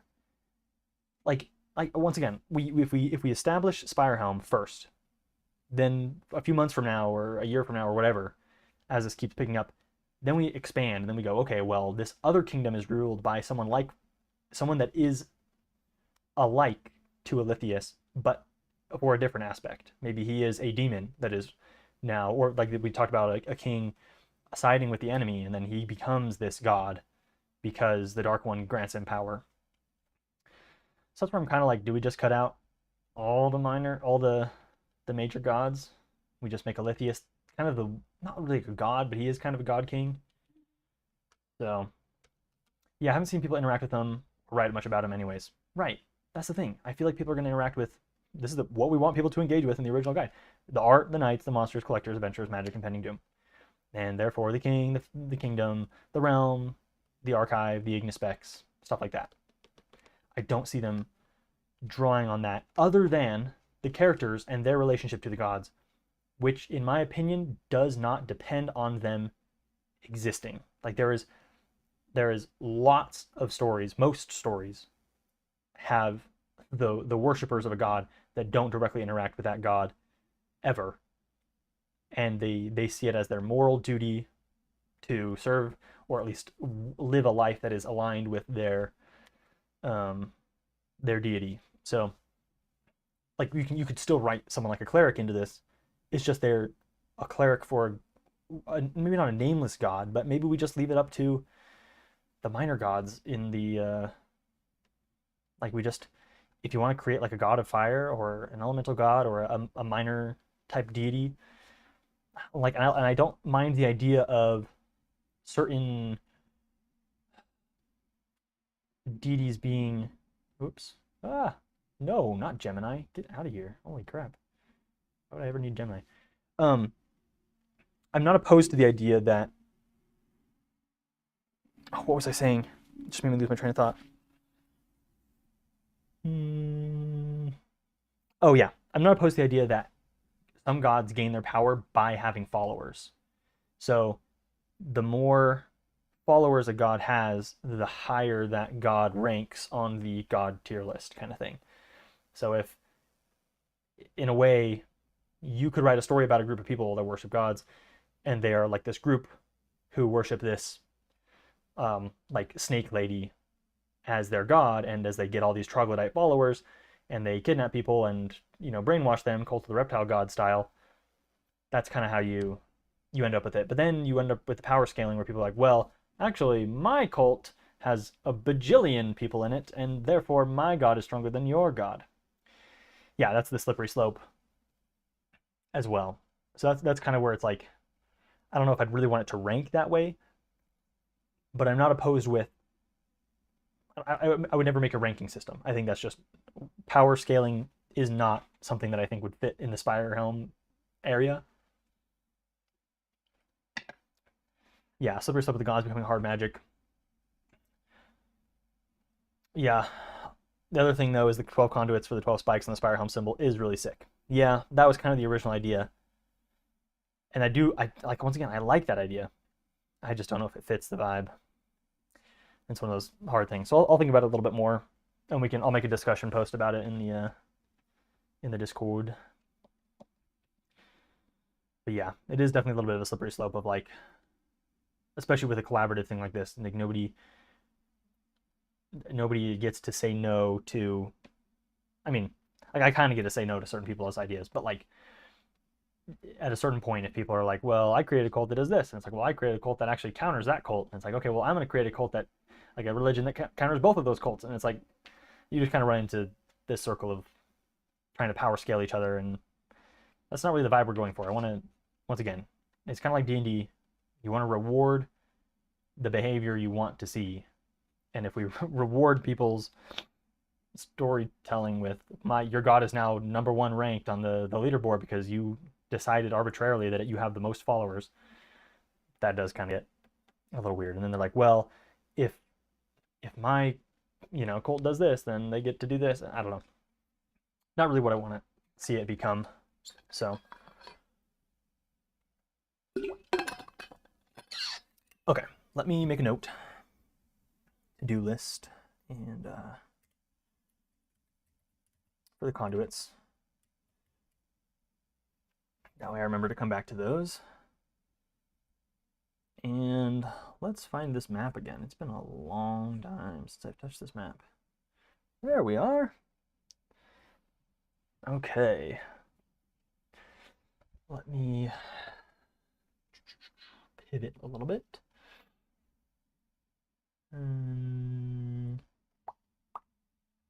Good. Good. There we go. Let me pull out my keyboard. We're going to hope that this doesn't screw everything up. Good enough. Map time. Okay. So this is kind of what we had previously. And I don't mind it. But the longer I think about everything in SpireHelm, the longer I think the map needs to be smaller. Every single time I think about anything, I'm just going, gosh dang, we need to make the map smaller for stuff to be fun and engaging and readable. Or not readable, what am I trying to say? Approachable for newcomers. Every single time I'm like, oh man, we just got to make the map smaller, don't we? Which is not super fun, but dang, how big did I have this thing? Holy cow. Isn't this the same? There we go. Okay, so Lake of the Dread, Dread Marsh, Shaded Woods. Okay, one thing, I've been dipping my toes into actual medieval literature. I haven't really been the one doing the reading. I've been doing some extremely light reading, but for the most part, I'm watching other people's videos on understanding the medieval period, understanding what we believe to be medievalism, and therefore the interpretation of the medieval times, the Middle Ages more specifically. And I recently saw a video that was kind of explaining that the spaces in between settlements, civilization, were dangerous and like hard to cross, hard to do, hard to traverse, hard to map, dangerous, wolves and bears, stuff like that.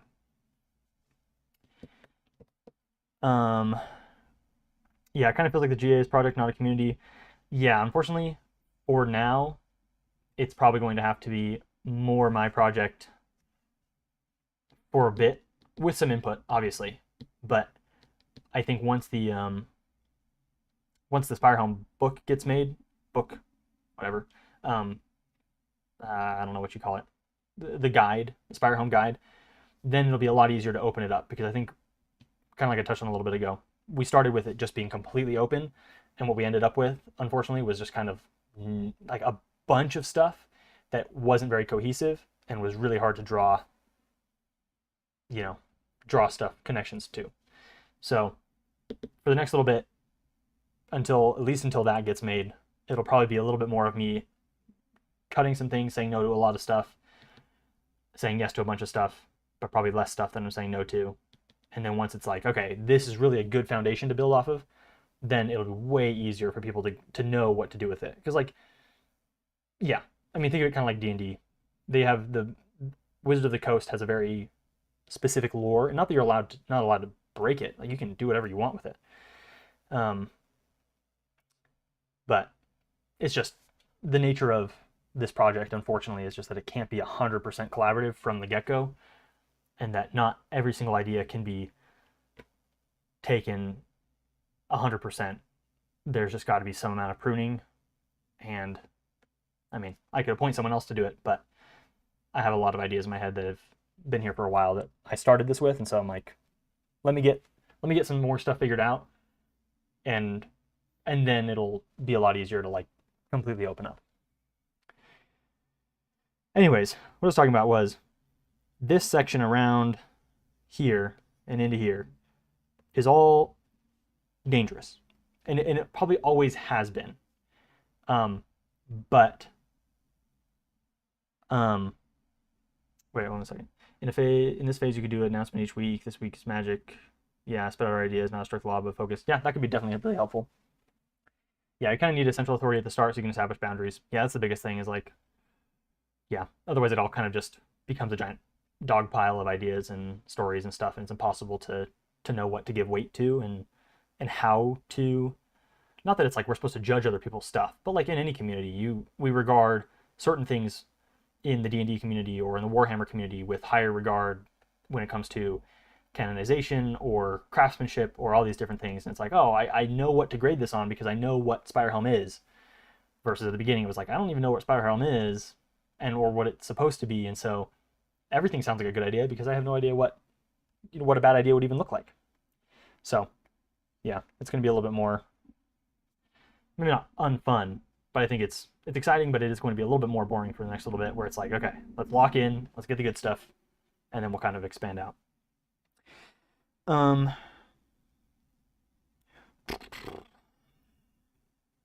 don't want to redo this whole map because we have used this map, even though there's nothing on here but words and a couple of scribbles. But once again, I'm thinking smaller. The longer I think about it, the smaller it gets. And the things not on roads, so anything out of a civilization is dangerous. There are bandits. I mean, it's your classic fantasy, medieval, Middle Ages. You have bandits, you have wolves, you have bears, you have creatures. Just that those creatures look different here than they did in actual history, in real life.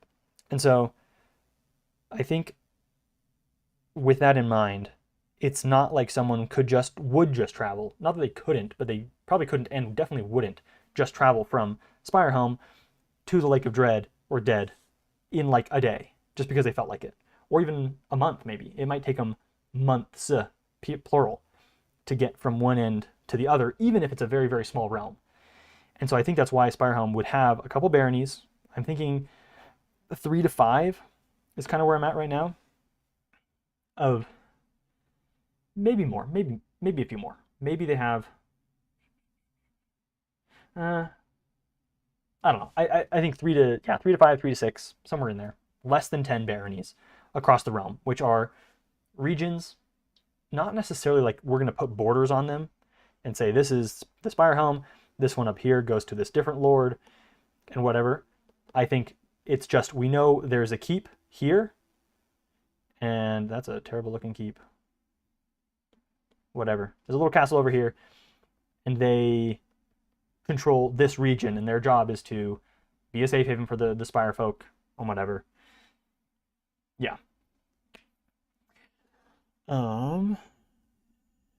Yeah, SpireHelm is not isolated projects that don't react with each other. Yeah, that's the hardest thing. And yeah, Ollie got it on the head. Is just like, yeah, because we want the stories to interact.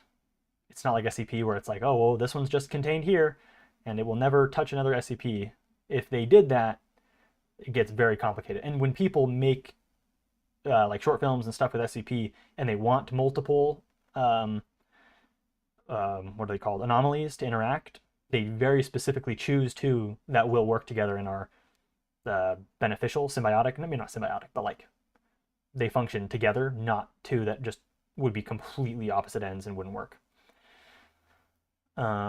Mostly spitting on natural borders like rivers, mountains, etc. Yeah, let's get back to the map. Sorry, I keep getting distracted. But yeah, Ollie's point is very, very on point. It's just the nature of the project is different than SCP, and we can't just have every idea canonized or thrown into, not that anything needs to be canonized, but like, you know, we just can't have everything have the same weight, unfortunately, because things need to interact, and therefore we need a really good foundation to build off of, or a frame to work within.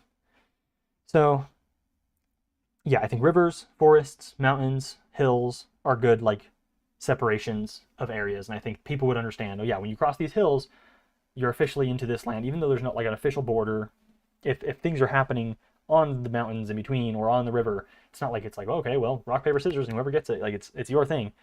I think it's just, yep, you're in the land of these people now.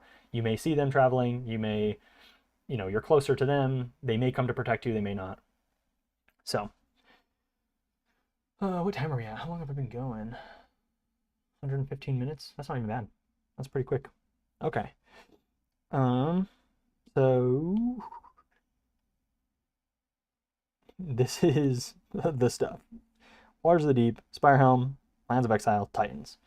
I'm not opposed to the Titans still. I still like the idea of the Titans. I still like the idea that at one point, legend has it, Dark One was banished, and now they believe that Dark One is coming back because everything's happening. There is now magic, which there wasn't before. Like magic, there is dark magic, which there wasn't before. There are monsters. All the roads are overgrown.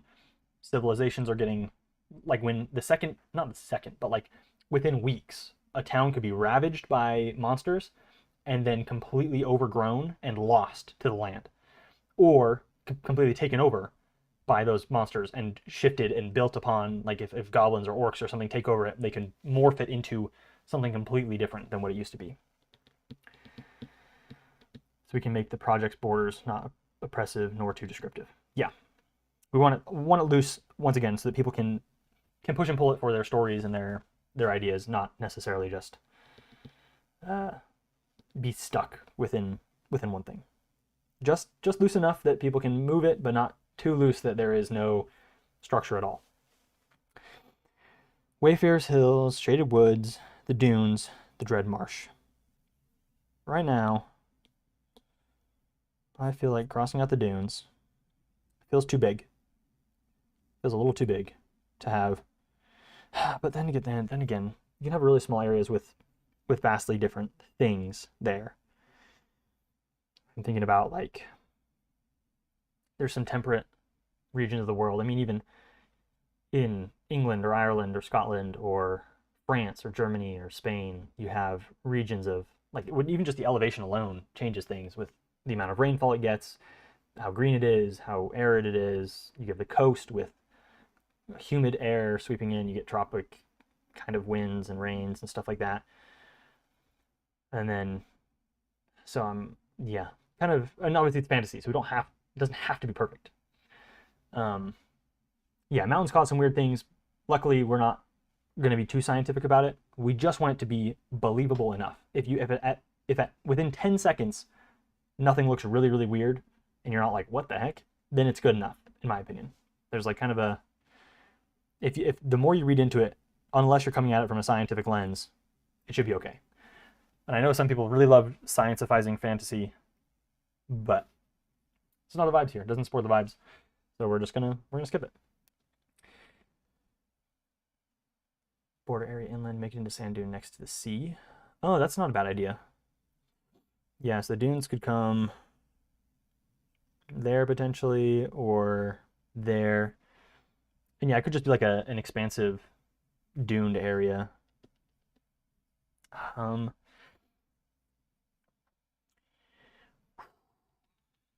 This is hard because part of me wants, like, it's so hard to make a map that has everything in it that we need without having to come back to it every 2 weeks to add more and more and more. And I think this will, once again, the final map, the official map, won't actually exist until, I mean, it will exist, but it won't be official until I get this guide put together, which I haven't really officially started. I don't have it like a layout or anything.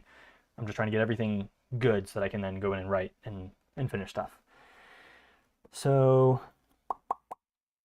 the dunes, yeah, could be better off over there. Although I think the marsh is a good idea here, like the kind of this closer area to the Titans where there's a little bit of spillage of this smoke, because I think that the smoke's still going to stay. There's like this red smoke behind the mountains that kind of just billows, and kind of like Mordor-ish. Not really quite that aggressive, but it's not pitch black, but it shines when the sun sets. It becomes red, and the whole land gets this like red light over it. So if this is a little bit that spills out, you get this little area of just kind of deadness. But like only the plants that grow there just feed on death, basically, and that's kind of it. And people can interpret that to be whatever. That I think that's a very fun, engaging idea that people can work with. SpireHelm could be moved to be more central. Yeah, I think it would benefit from being a little bit more central. So maybe I just oh wait. Oh, that one's already low. This one. Let's just lower the opacity on all of these quickly. And actually, you know what? Let me just turn these off. And then we'll come back to it later. That's really vague. We'll reference them. Oops. No. You're gone. So, yeah, I like the idea of SpireHelm being central because there's the shadows of SpireHelm, the sides the sun goes across the land, you know, the shadow sweeps, whatever. Thinking kind of like Mount Rainier a little bit, probably a little bit steeper than that, and maybe not quite as tall, maybe, I don't know. It gets pretty cold up there. So, but yeah, so my idea is like, if SpireHelm is more central, and then you have like the bay, and it comes out here, and then you have a coast. You have the bay here, and then you have a coast. Then you could have, you know, the South Bay could be that little dunes area. There we go. That's a very, very official SpireHelm logo right there.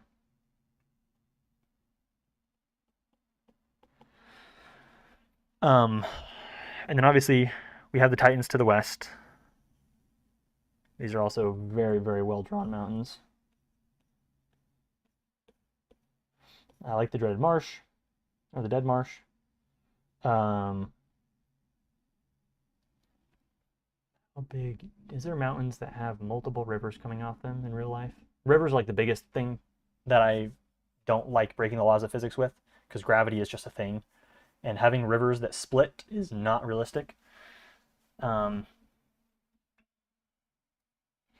know about it being that thick rather than a long, thin stretch. Oh, yeah, that's fair.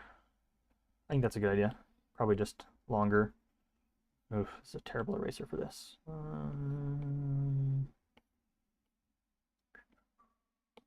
There we go. Much better. Yeah, maybe it comes out here and then kind of stays along dunes. That probably makes more sense. I'm just thinking, this way SpireHelm is in, and there can be people between SpireHelm and the sea, but the SpireHelm also has this water access here. Maybe it kind of flows around into like this mini lake. This is all not to scale yet, obviously.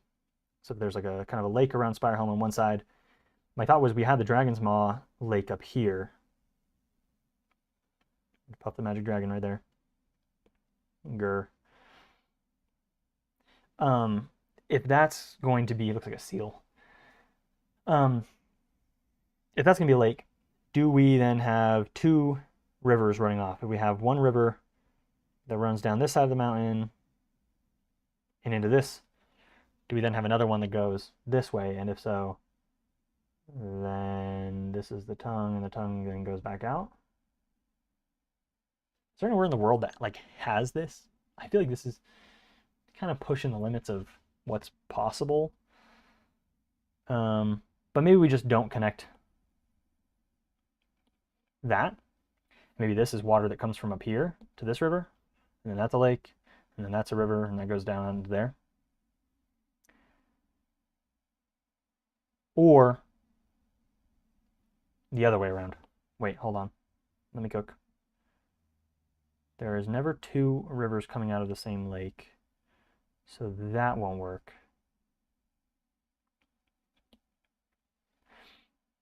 Oh, this wasn't supposed to be the jaw, but I guess, yeah, you could do a That's the bottom jaw eating the capital. This could just come here, and the dragon's maw could just connect to this lake, and then all the rivers of SpireHelm could feed into this lake. So you have the rivers coming from, you know, the higher up region up there, comes in there, and you know, rivers could flow in, whatever. Then they all flow out, and they all flow into this lake, which is the smaller lake, not like the huge one. And then it goes out to the sea. I think that probably makes the most sense. This is all not going to be looking like that very soon. What else do we have? Let's pull up. Woods of Whisperers. Wait, Whisperez. Why did I spell it Whisperez? That is really strange. We are going to need to figure out some names, unfortunately, as well. We need to have some concrete names that make sense, that people can remember, that aren't super, you know, hard to remember. I think some of these I really like. Some of these I don't love. We started off going pretty vague, like the Wanderer's Hills. I like the Moors of Egress. A lot of these are just this of this, this of this, and this. Like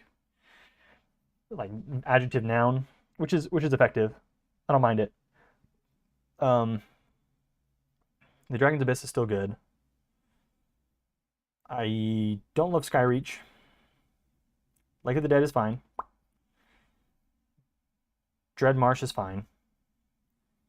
The Dunes, I'm going to change the name on. Shaded Woods, I'm going to pass on. I think we do the Wayfaring Hills. Wayfaring Hills. And then that one will be fine. Moors of Egress, I think I'm fine. The Scarred Coast, maybe fine.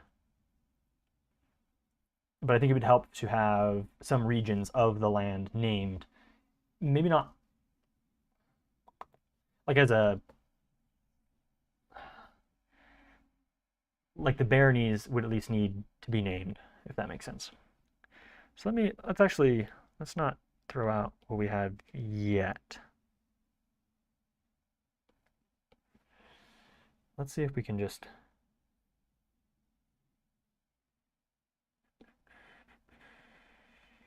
because this doesn't look terrible. Let's see if we can just push and pull this around a little bit, see if we can change some stuff. So let's do those.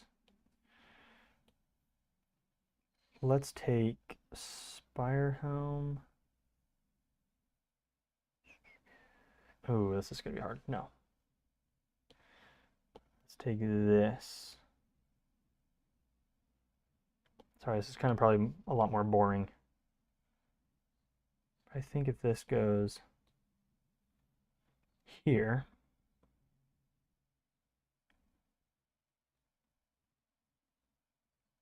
let's bring it a little closer. There-ish.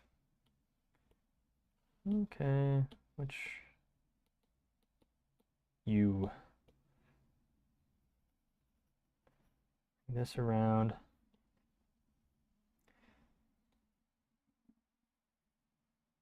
Okay. Not necessarily one forest. So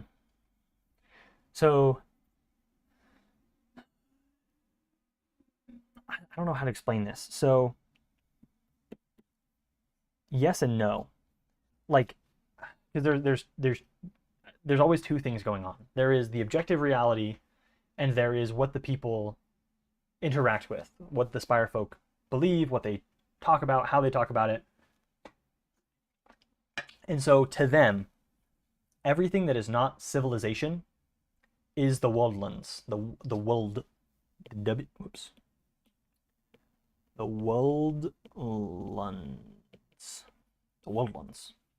which is the wildlands, the woodlands, the untamed is everything. And this is how it's been even in the era of peace. There was the woldlands and there was civilization. Those are like the two things. So to them, there isn't necessarily a distinction when it comes to being in. If you're in civilization, you are safe, and if you are out of civilization, you are unsafe. That is kind of just, that's it. There's the danger and there is the safety. And when the safety is under threat, of danger, that's when stories happen. That's when adventures happen. That's, you know, that's the stuff that's the drama. That's what we interact with. Or when the safe person leaves safety and goes into the danger, there's the drama, there's the tension and all that. That's what makes a good story. So everything to them is the woodlands. It just depends which region they're in. And so you could abbreviate everything by just saying it's untamed, it is dangerous, it is the woodlands. But you could also say, well, we are in the woods around SpireHelm, the shaded wood, which we could find a name for, or we are in the woodlands beyond the lake, beyond the Dragon's Abyss, and therefore we are in the Woods of Whispers, whatever. Or if we are in the Moors of Egress, if we're beyond the Woods of Whispers, then we're in the woodlands in the region of the Moors of Egress, if that makes sense. I don't know, does that help at all, or is that still kind of confusing? There will be multiple forests, and they will look different. You would be able to tell, I know which region I'm in based on the type of forest you're in. You know, the Woods of Whispers is like the more of the pine tree forests. The northern, I don't know, temperate rainforest might be a decent comparison, like Washington, Oregon coast, those kind of really massive California redwoods kind of stuff. You get that kind of like the northern pine coniferous. And then the shaded woods would be kind of your more really dense Europe. Maybe not even Europe is the right word, but like your typical fantasy forest, you know, a combination of trees, flowers, fruits, elements of different things. And once again, it's not science, so there is no like, well, that wouldn't actually exist there. We don't really care. It's just, does it fit the vibe? That's the vibe of these, is like the really dense stuff up there. Once again, everything is going to be dense because in the age of darkness, whatever, everything is overgrown. The nature itself is infused with this dark magic, and so trees, the density of forest grows and overgrows the roads and everything. So the whole realm is just lost. And then in the Dread Marsh, you're going to run into bushes. You know, I don't know, quicksand might not be it, but like, you know, muck, goo, you know, these little, but you'll also have thickets of trees and shaded areas. So it'll be like the thorns and the bits of different things. It won't be like completely, you won't be able to see from one side to the other, I don't think. There'd be thickets of dense areas. And those are probably the areas that you travel through. If you go through the stuff you can see, you're walking through muck and marsh the whole way. So you're probably staying on the more solid ground, which is probably where the trees are. So we need like actual regions so we can write them with the fairy stuff, the fairy scrolls. Yeah, we definitely need actual regions. So I think we do one more lake. I think we have a lake here.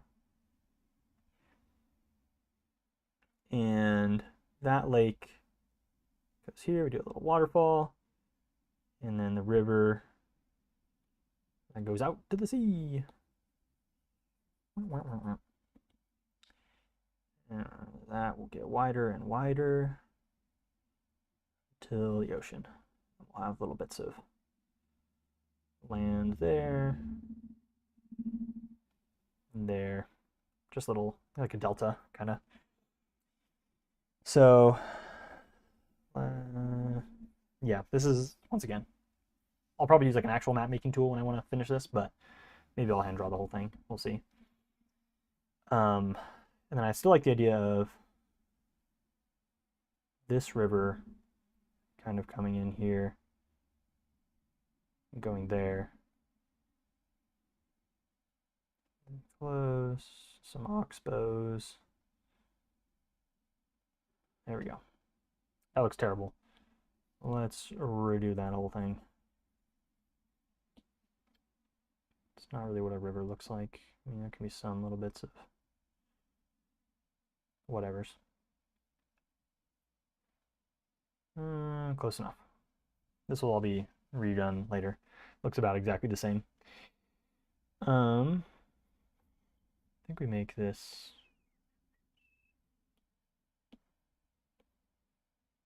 a little bit more aggressive. I don't know. Whatever. So that way we have a lake right next to SpireHelm. They can get their fresh water from there, from the river, the streams, the waterfall, or whatever.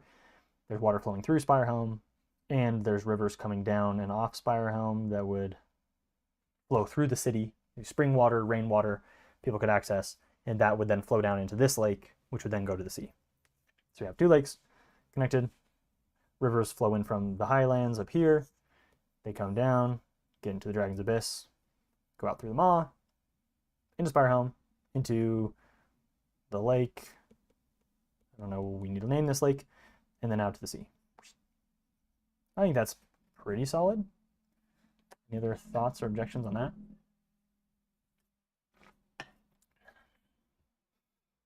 And then let's talk a little bit about the Shaded Woods, which we need to rename. And I think maybe, was it why username? It mentioned like doing a focus for each week. Maybe one week we'll do some focuses on names for regions and lakes and stuff. So I would imagine this is it. I don't think SpireHelm would be like a city. I don't know, like a fantasy city. I'm trying to think of. I don't know D&D well enough to know the fantasy cities, but like even Lord of the Rings, I think Minas Tirith is probably a little bit too big when it comes to how big the kingdom or the castle of SpireHelm would be. Maybe close, maybe about the same, but no bigger than Minas Tirith, I think. So fairly small, but there would be more people in the surrounding area and more fortifications further out, because you have Minas Tirith, which is like kind of sucked up against the base of the mountain, and it goes straight up. I think ours would be on the top of the mountain, people along the mountain, and then it would go down, and you'd have these farmlands and villages all around SpireHelm, and then a great wall kind of that keeps out like this bulwark to keep out the dangers of the woodlands. So that's kind of what I'm thinking. So you'd have what kind of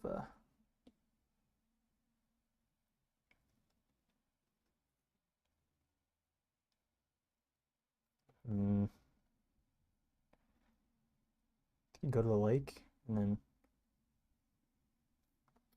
maybe we'd end at the lake. So you'd have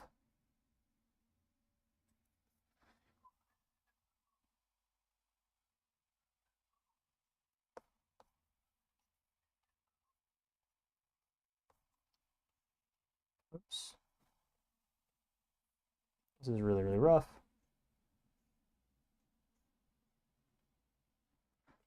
That, and then you'd have, should go a little bit smaller.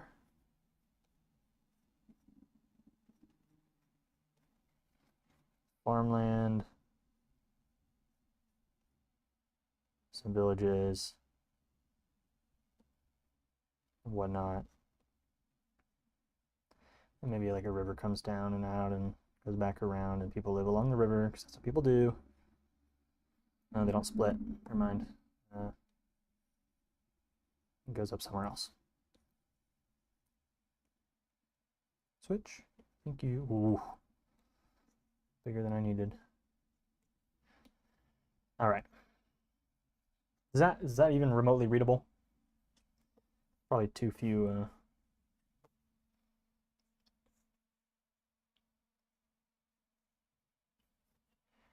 Little houses, villages, stuff like that.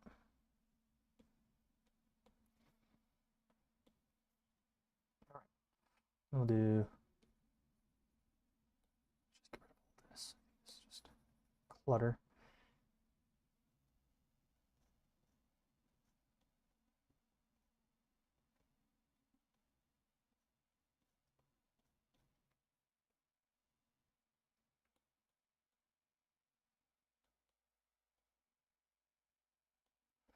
Okay, so farmland, you have some areas, and then this would be the bulwark. Naming things, perhaps come up with a naming scheme vibe in general. Areas focuses might be restrictive, but useful for cohesion. Yeah, it's one that I've been thinking about.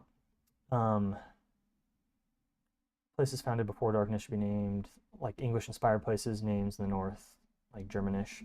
Yeah, I've been thinking a lot, because I think originally I went really heavy into Latin as a route, and so like the Tutus Tenebris and the Libris Electi are kind of Latin influenced naming schemes, which is helpful because for English readers, which is the majority of our community and probably will be forever, for English, you can kind of draw connections between the two. You can be like, I know what Libris might mean. It probably means, something related to books, and Electi is like the elect. So Libris Electi means probably for the reading for the chosen people,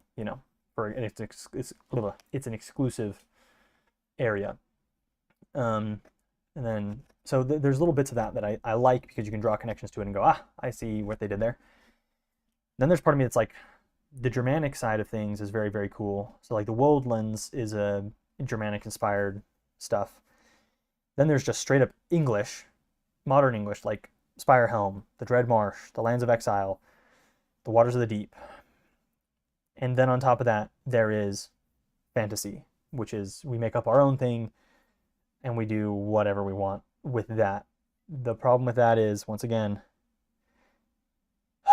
it's really hard to do on a full collaborative scale, because the reason that fantasy authors can do it is because whenever they want to make a new word for something, they have a system in their head and they go, would this work? Probably. And they have a whole system built out for it.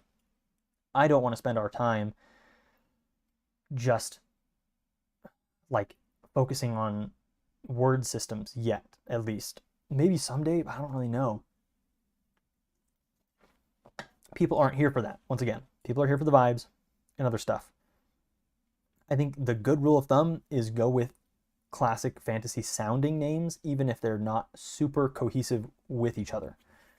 Because even like Lord of the Rings names, let's see. That's probably the bad thing to type. Let's do Middle Earth location names. Not interested in AI mode, thank you. Shire, Rivendell, Bree, Moria, Gondor, Rohan, Dale, Mordor, Barad-dûr. So like even within the same faction, you have Minas Morgul, Mount Doom, which is Orodruin, and you have Barad-dûr, and then you have Mordor, which is like the region, and you have Lothlorien, Erebor, Mirkwood, and the Mirkwood, like that's what we did. Like that's the Mirkwood is just, I don't know, it's just a wood. It's the wood of Mirk. Like that's just an English name, even though that's Elvish. And so, given Tolkien wrote the Lord of the Rings as if he had found a transcript and translated it into English. So there's a bit there. And so some of the names he might have just left the translator, whoever it is, it's fake, it's fantasy, but so, and then some of it he translates to the Shire, which feels very English, and Hobbiton, and Hobbiton is a very English name, and people have analyzed that the hobbits were really the English folk. They had clocks, they had times, they had meals, they had fish and chips. They say good morning, they say good afternoon, and that's like the old English folk. And then everything else, the further you move east, you get into the magic and these other people and the kingdoms of men and all these different things. So we don't really have those type of factions. We have the Spire folk, which are the men, but they're not the Englishmen, they are the fantasy kingdom of conscious, human-like, anthropomorphic, whatever. So yeah, I think mixing some of both is fine. Yeah, say stuff until it sounds right, which normally means adding a few apostrophes. Yeah, could be that. I mean, we can mix the Germanic, English, and Latin sounds. Yeah, I think don't read into it too seriously. If it elicits the right type of feeling, you're probably doing the right thing. Like Lothlorien sounds like it sounds like what I imagine. Maybe it's just I've known Lord of the Rings for so long that Lothlorien sounds right. Erebor has, when you think, oh, the Mountain of Erebor, you're like, oh, that actually sounds pretty cool and whatever. Dale, a prosperous city, like those are kind of the things that it just sounds right. So if it sounds right, go with it. If it doesn't, maybe pass or work on it a little bit. SpireHelm is one of those things that like SpireHelm felt right. I went through a few different other ideas and I was just like, oh, SpireHelm sounds right. It feels like the vibe, feels like fantasy, but it also feels English. Like it sounds like colloquial English, like what we would understand. When you hear the word SpireHelm, you think, well, helm, it sounds fantasy. So, yeah, I think that's probably a fine rule of thumb. I don't want to get too into the weeds of, well, we need to use this type of word structure because it's a kingdom and this type of word structure because it's this. I think we just go with it um, until it works. Ooh, no writing. Ooh, okay.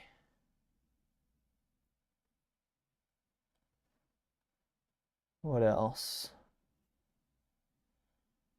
That was a little squonkus.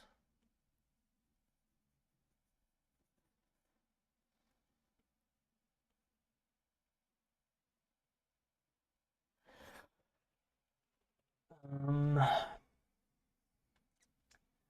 Post-William English more? Yeah. Okay. So, yeah, I mean, honestly, I'm not opposed to most of this. I liked what we made. I think just the namings just need to be a little bit different, and we need to establish where the baronies are going to be. I think that's what we do right now, and then we'll work on the names this next week or so, and then we'll work on the specifics and stuff. Rough mapping of the areas, baronies. Yeah, I think that's a good idea. So let's make a new layer, and let's get some things done. So this is where we get into the scale. How big is this area? And I don't think it really matters too much, but it's small. It's not like, once again, every time I think about it, I think, man, we just need to make this thing smaller. It's one kingdom, and maybe I don't know. Let's look up. Old German kingdoms map.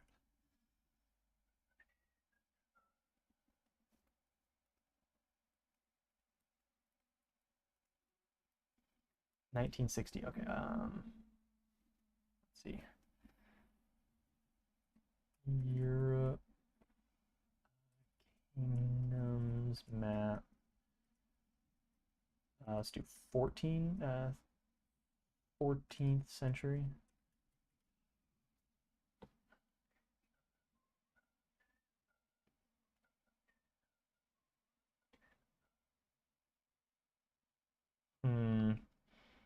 Maybe that's too new. I don't really know. I don't know too much about this, so like I don't know. Size map of Wales overlaid for scale. Yeah. Um, yeah, I don't know too much about actual medieval history and how big these things were. I mean, I know a lot of it was pretty big. Like, the Roman Empire was massive. Um, France was big, but I don't know. But then again, this is fantasy. This is not real. Yeah, Russia was a kingdom.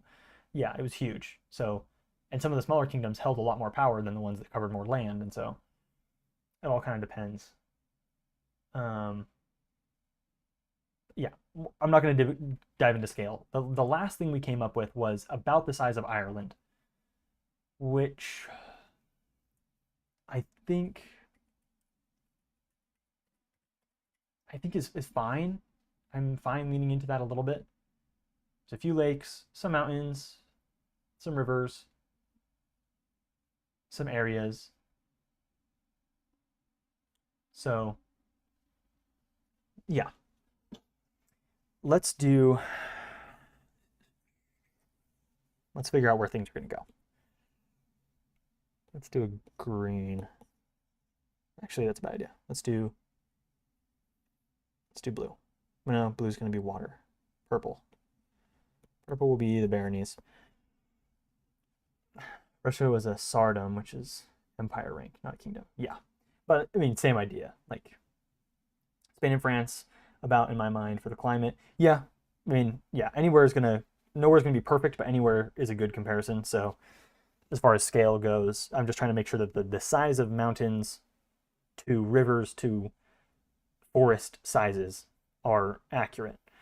I mean, even like Colorado or Utah or Oregon have like, this variety of climates. I mean, Utah has like dense forest, not quite as like dense as Oregon and Washington. It's not like a rainforest, but it's also got desert and like red rocks and stuff like that. And Colorado has a bit of that too, kind of on just the opposite side of the same mountains.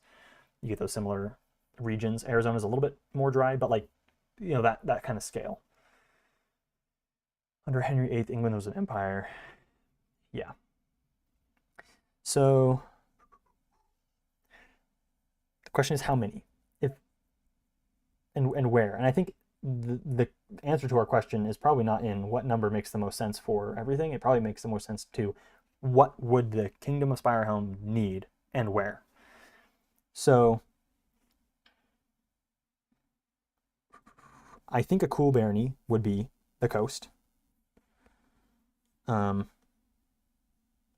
just going to do towers for now, just rectangles. I'd imagine having a port city that takes trade in and out of this river would be a very important thing. And therefore, there would probably be another one here, because a lot of trade would happen down these river routes to SpireHelm, to the ocean. And once again, I don't really want to be engaging with whatever is past here, but I imagine something happens along here. And the fastest way to get stuff from SpireHelm to here or vice versa is going to be coming through here. So at a minimum, that kind of stuff would happen. So I think we at least have two here for trade.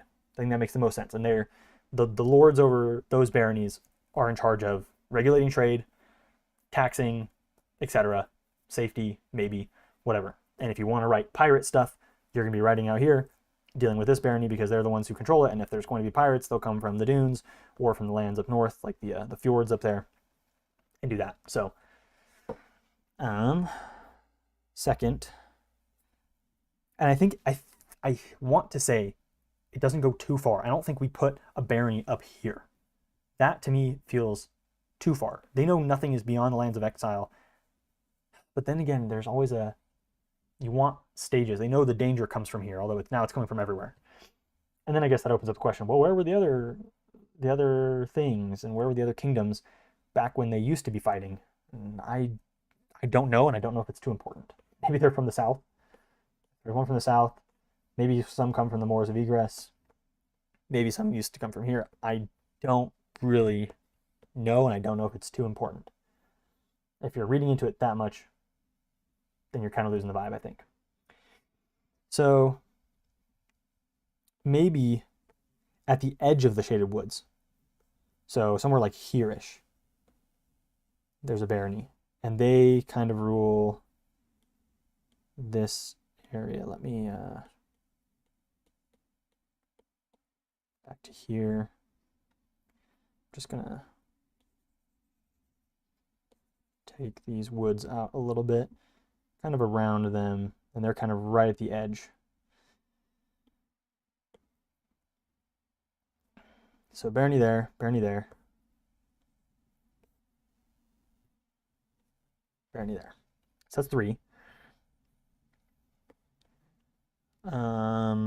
Do we put one down along the edge of the dunes? Here? Wasn't it the document? The king was made the head of religious matters. In this or in history? I don't know. I'd imagine here, yeah, the king is probably in charge of religious matters. But kind of in the same way that, like, not to be too European fantasy or European medievalism, but like, I don't know if the king was directly in charge of the church. Not like he wasn't like the bishop, but the kingdoms and the churches were tied together in a way. Gosh, this is all caught here. Gosh dang. So I wouldn't imagine that they're too far separated, if at all. We haven't really gone over church stuff yet, and I don't know if church will be a main point of, once again, I don't know if it's something that people want to interact with in fantasy, even though it is like a real thing and it did happen in the Middle Ages. I don't know if that's something they would want to come here for, because I feel like that's a kind of an overused trope of like the oppressive church, like the, you know, purging the heretic. We get a lot of that in Warhammer, Castlevania, I know a lot of animes kind of have that. So yeah, The king was equal to the pope. Yeah. Okay. So we got one there. I think we have one in the mountains. I think we put one barony just at the beginning of the mountains. Because I don't think we'd put it, I think it'd be so hard to get all the way up into this region up here that they just probably wouldn't do it. And then I think we have one up here. And so like these are kind of the edge of the realm, first line of defense against, I don't know, powers beyond the realm. That gives us 5. If we were to make a rough outline, obviously SpireHelm takes its section of the woods. Could probably have roughly there, roughly up through here for that, and maybe, excuse me, thank you, that goes through there. And then this guy would take kind of everything from here down to there and around. That's a pretty big one. This guy would take, whoops, this section here, and therefore the Woods of Whispers. And this guy would take this section up here. SpireHelm would take that middle area.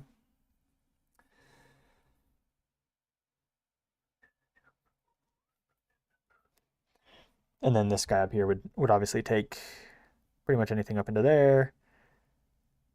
And the Lake of Dread, or Dead, Lake of the Dead. Dread Marsh, we need to change those. I get those swapped so often. So this would be like a rough regions of the map.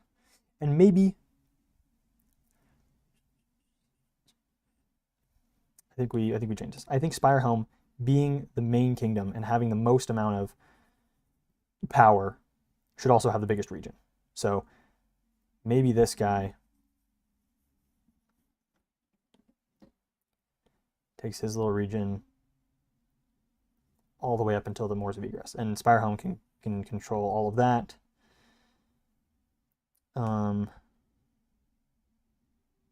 That's probably fine. I think SpireHelm takes the majority of the immediate woods. And then this guy is kind of over the Dread Marshes. And maybe some of the woods go out here. Does that seem fair? Do we give the... Because this one's like the coastal one. This one, they're in charge of trade, but would they also be over the Woods of Whispers? Or would this go to these guys? Because these guys probably, I mean, they're over the mountains, but the mountains are probably like brutal. Like these are kind of the Alps of the realm. Like the snowy, like the Titans are beyond reasonable mountains, but these are like the dangerous winter passes are like in here. So maybe we give some of this to them.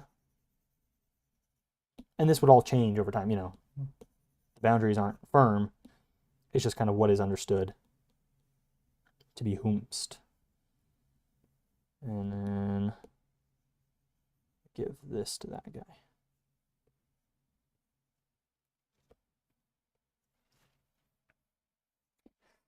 Pretty big for baronies. Yeah. But I think this is all pretty small. So I think however big a barony is, that's how big these regions are. Not the other way around. And maybe baronies is the wrong word. These are the next line of command. And probably the only line of command that I will... Duchies maybe is a better word. Yeah. These are probably the last size of like leadership that I'm going to like canonize and have like official Oh, we got 6 again. 6 and 6. I don't know, but I don't really want the Knight Sanctiarch to be over each one of the duchies or baronies or whatever.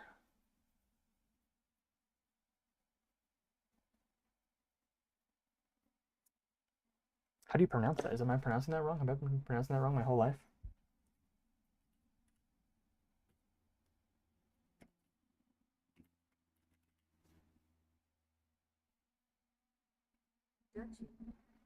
Yeah, that's how you pronounce it. Yeah, duke or duchess. What are you saying? Then we have a kingdom of 6 duchies, and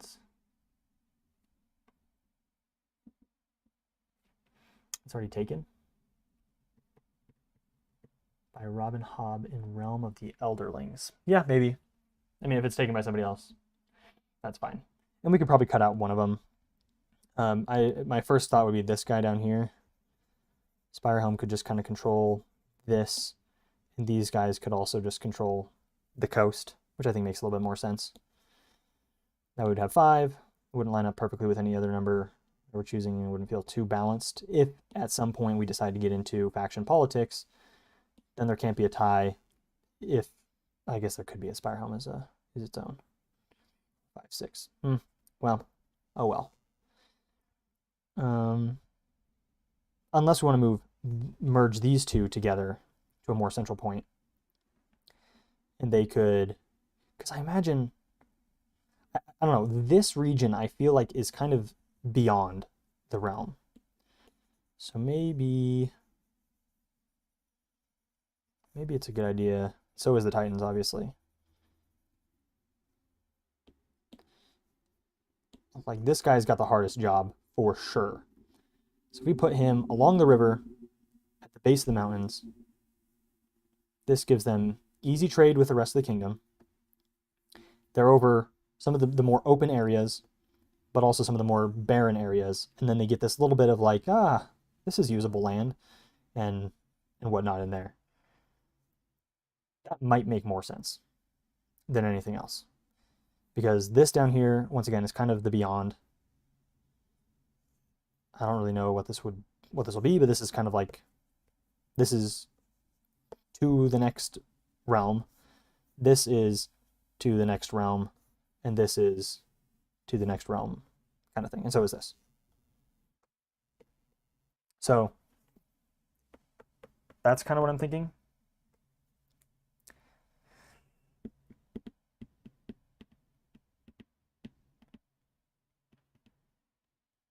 Oh, I was putting a T in it. Oh, that makes sense. A dukedom is the title you hold. The duchy is the land you manage or govern.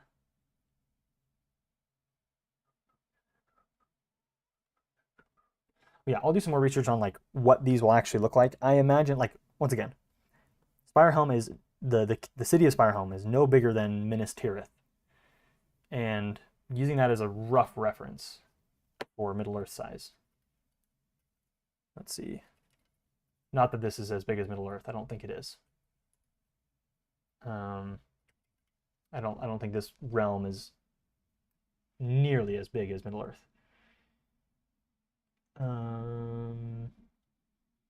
That's not what I wanted. Ugh. Is this a high res? No. That's good enough. So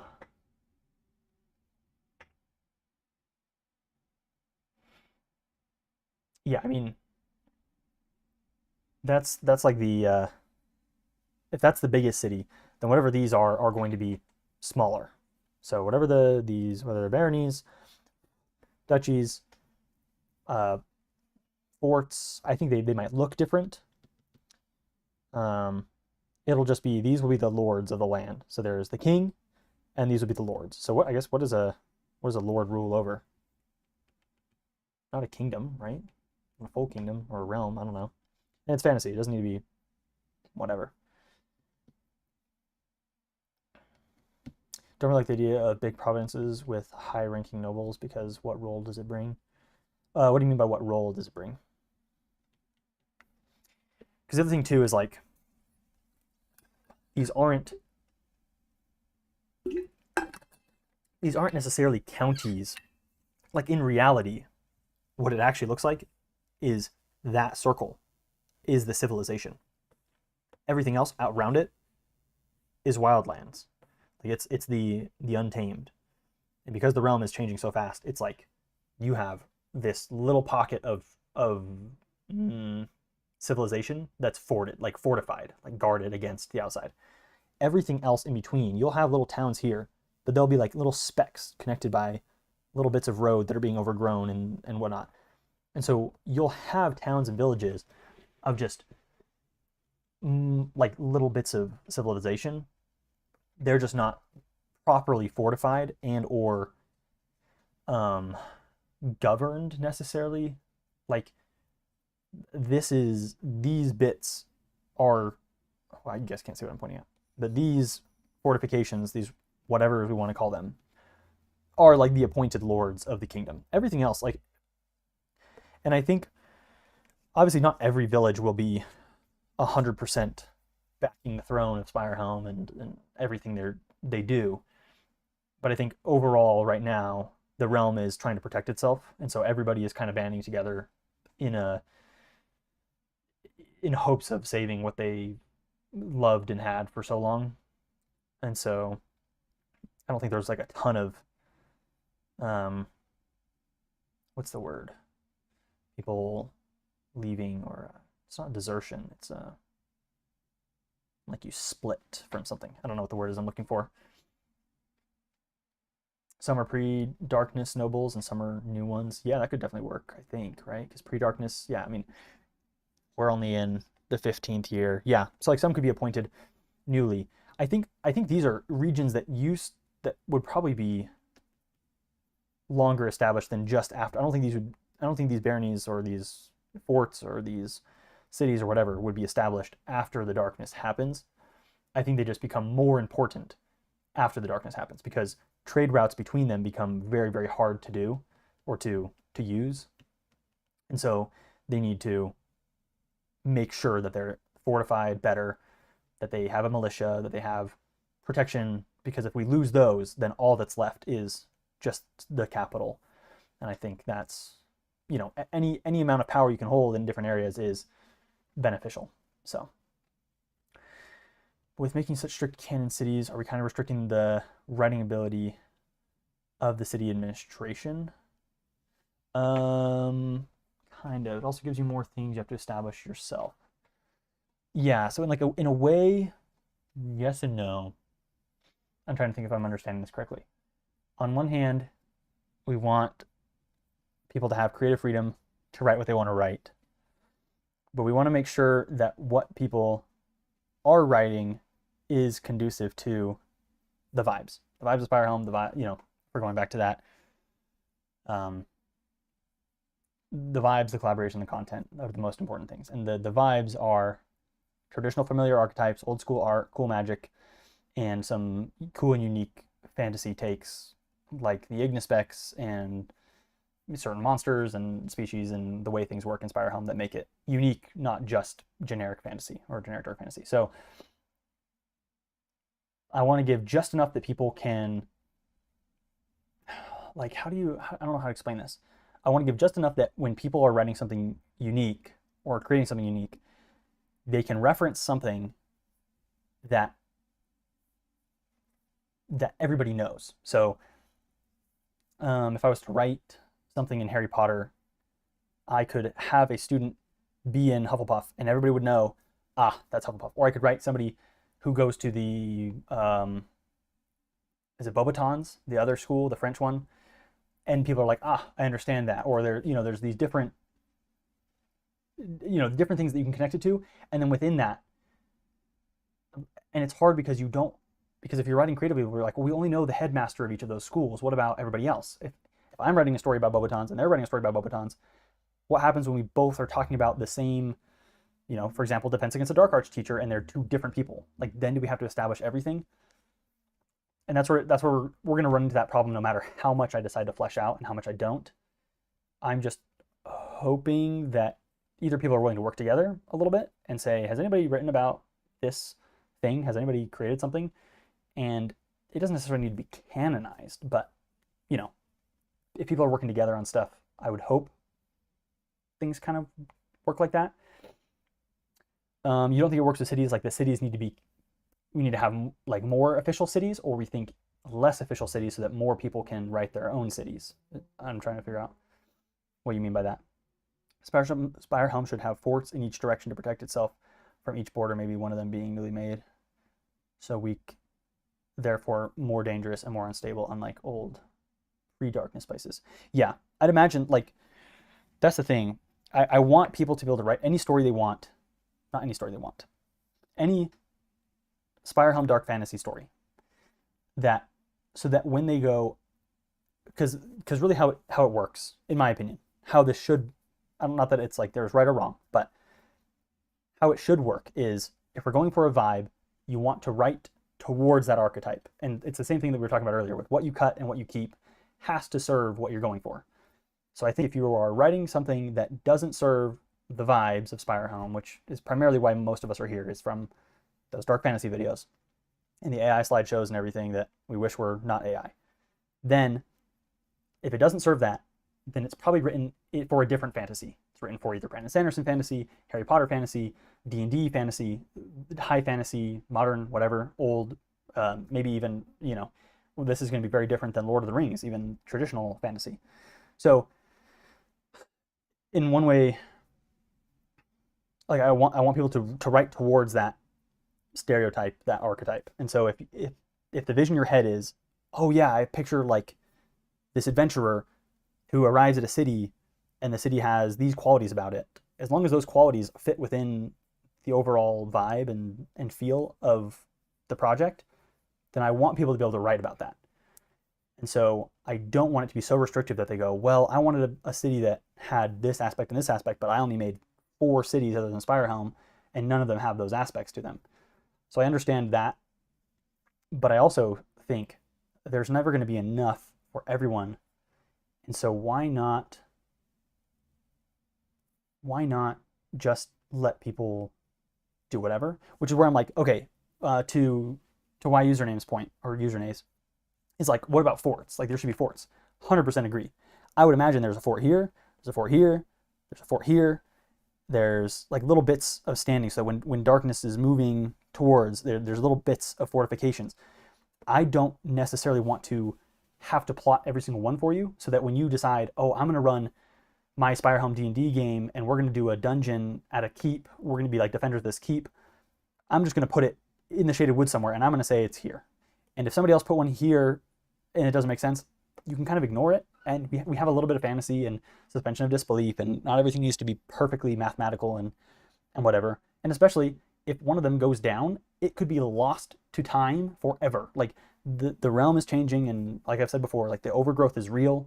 And when things, if a keep got taken over, there's probably 0 chance that we can ever rebuild that keep. We need to find a new spot in the same area to rebuild, because that keep might be literally ruined beyond repair. It would take more effort to try to pull out these new creatures and growth than it would be to just build a new fort.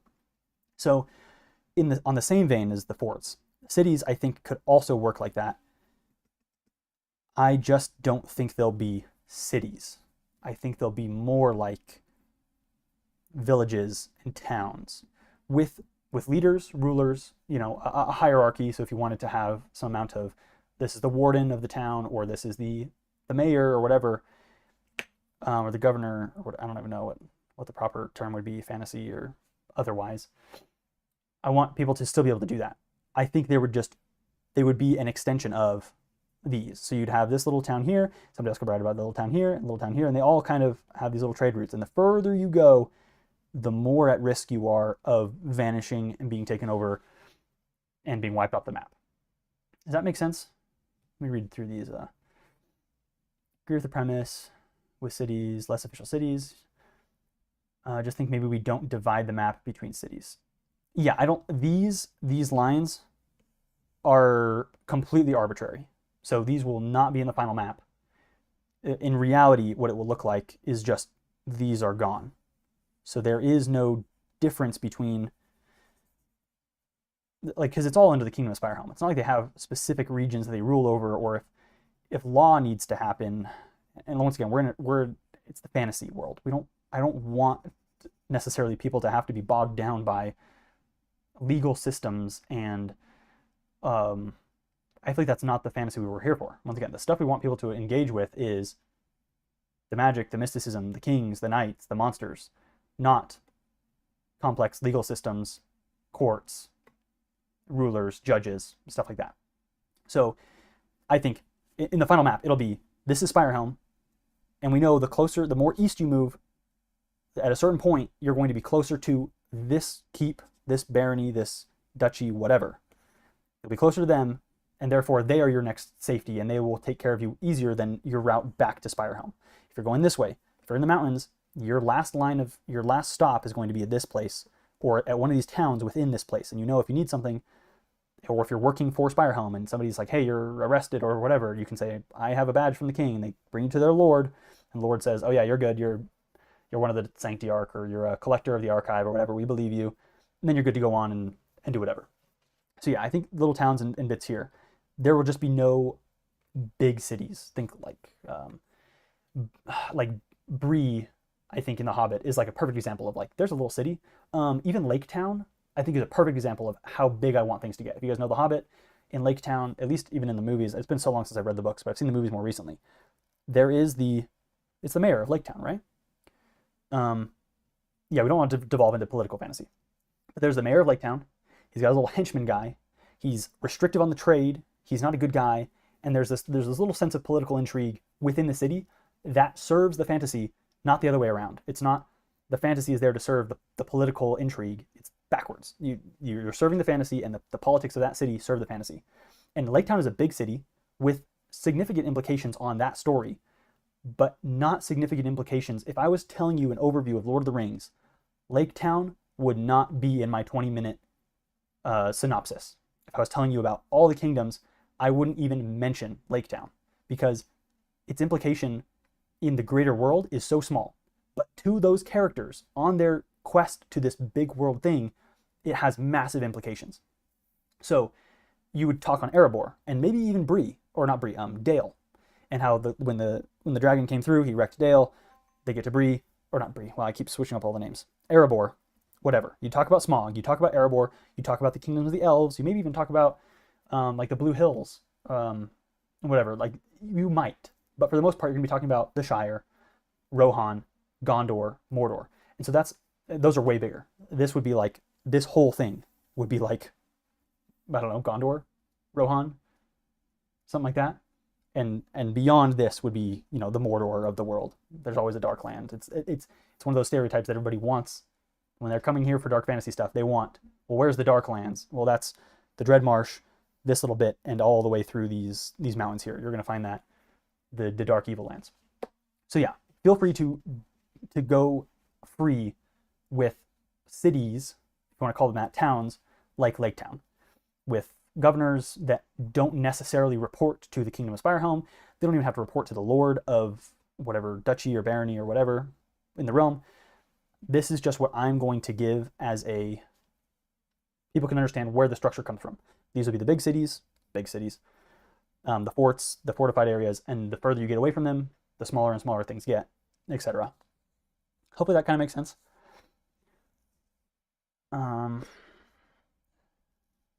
That's exactly the thing I was scared of when we started talking about duchies, etc. Yeah, I think I'm probably using the wrong term to describe things. Those are just like the first words that come to mind. I need to refine my vocabulary when it comes to official medieval stuff. Yeah, it's like a territory, country, or domain ruled by a duke or a duchess. So yeah, that might be a little different. Let's see, barony versus duchy. There we go. Barony versus duchy. Duchy is a large, high-level territory ruled by a duke, comprising multiple counties and baronies. A barony is the smallest and lowest-ranking feudal land division, typically consisting of a single castle, town, or manor, and governed by a baron. Okay. Just below monarchy, kingdom. I think we just skip the duchy and the dukes. Right? I feel like we go straight to barons. I mean, once again, this is fantasy. We don't have to keep it in line with traditional, you know, traditional fantasy or history or Middle Ages, whatever. Fiefs? What is that? Fiefdom. Versus.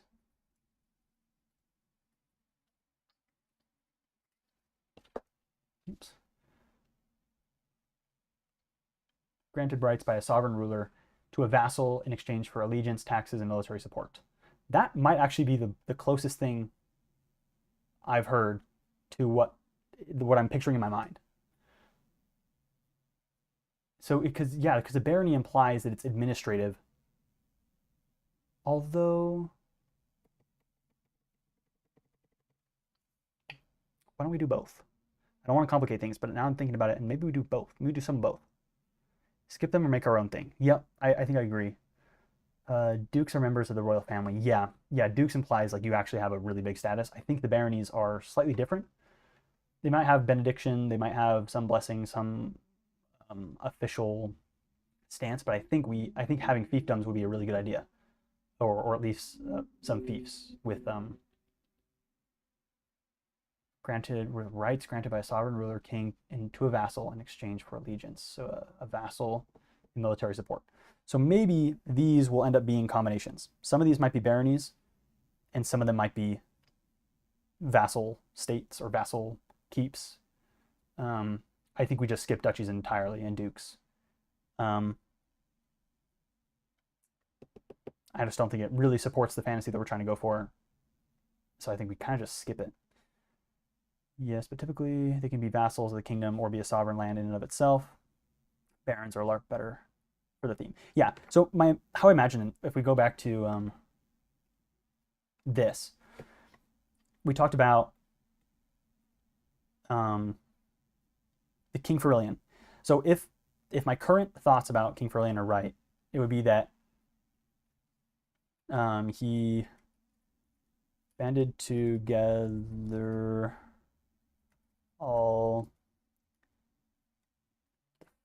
fiefdoms and towns,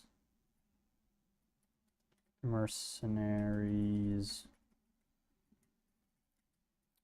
armies, etc.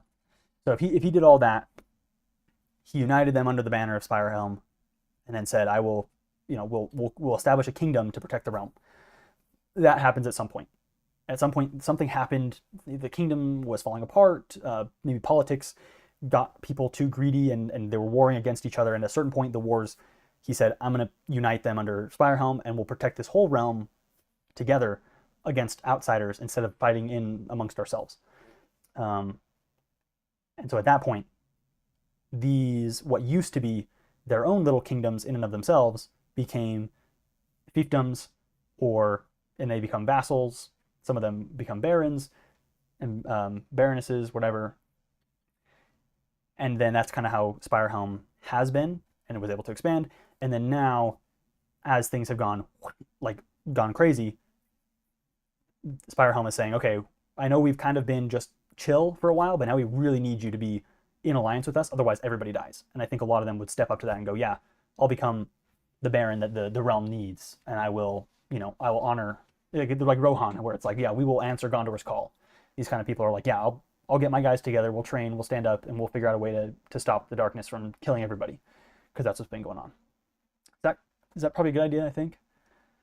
Order is king, prince, duke, marquis, earl, viscount, baron, knight. Interesting. That is very good to know. Where does lord fit into that? What is a lord? Because I feel like lord versus vassal, baron. Lord, anyone who granted land protection. A vassal was a person who received that land in exchange for loyalty. Whoa, what? In the feudal Europe, system of land and power relied on a pyramid. Oh, maybe I should look at this image. Thank you, Reddit. King, fiefs and peasants. Lords, vassals to king. Okay, so a lord is a vassal. Western feudalism. Oh no. A vassal is just a job description. So the lords are vassals to a king, the knights are vassals to lords, and the peasants are serfs to their lords or to their knights. Is that accurate, I guess? And there are different types of lords. So a lord could be a baron is a lord, and an earl is technically a lord, and a duke would be a lord of types. Tall mountains that anywhere kingdom you can see the spire on the horizon, know you are under your kingdom's protection. That is the exact goal. Right on the head, username. Lord's general title, so all peers are lords. Yeah, okay. So dukes, lords, barons are lords. Yeah, that makes more sense. Yeah, you should be able to see it. So like the idea, have you ever seen a picture of, maybe I can find one really quick. Let's see. Mount, whoops. No, not mounts. Mount Rainier Shadow. So this is Mount Rainier in Washington. This is what it looks like to people who live in the area, and this is what it looks like probably from Seattle itself. That's super far away. That's ridiculously far, and yet you can see the map or the mountain. Let's go. So this is like I don't like the shape of Mount Rainier for this, but the idea is there. So dox myself really quick. Where is Mount Rainier? There it is. So you can see here. That's Seattle. That's Mount Rainier. This is I don't think I can draw 10 miles. You're talking like 30 miles away-ish. Which is like a couple hours in a car, but on foot or on horseback,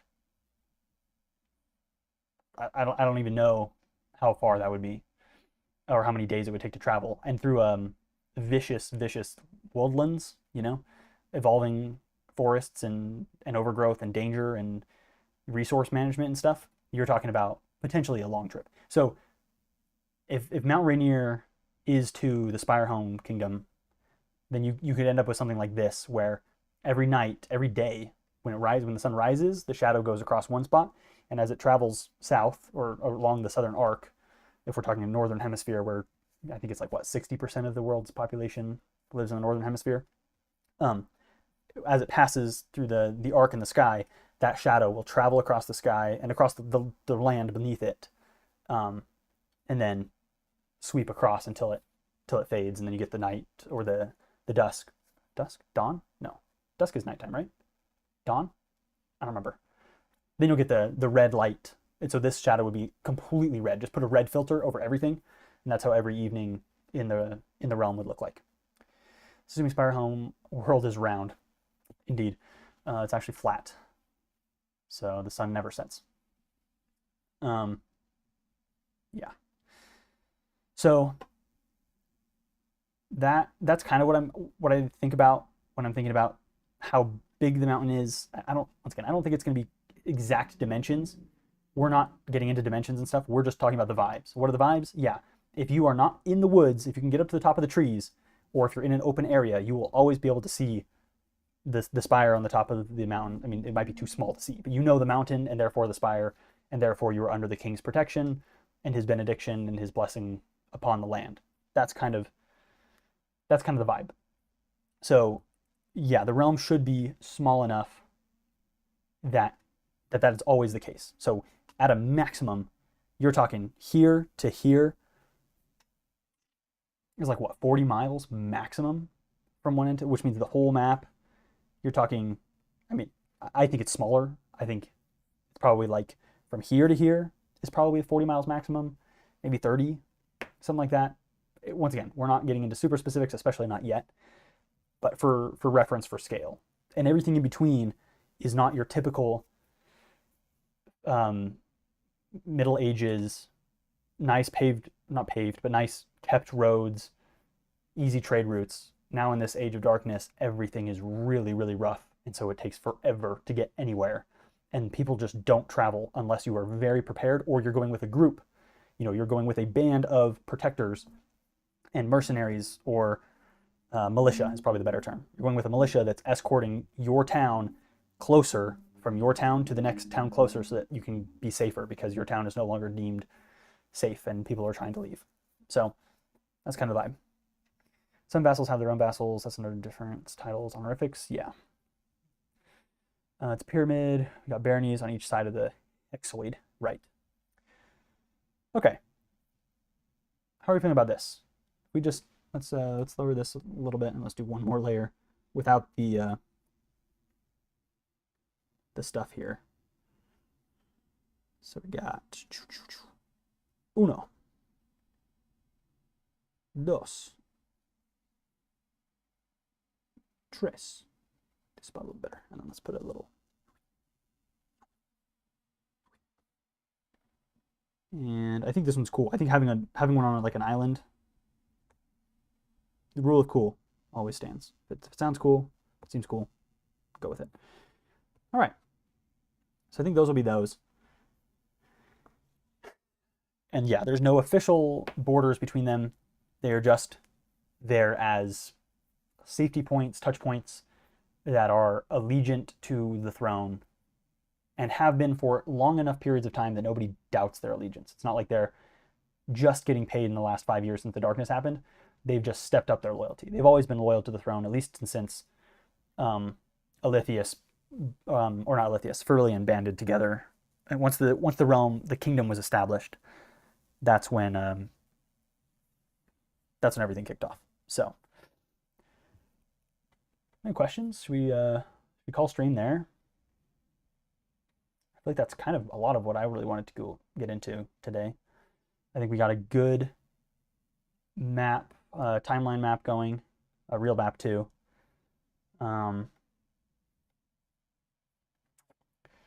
Obviously, this needs a ton of work. I mean, where there's a ton of open gaps and stuff like that.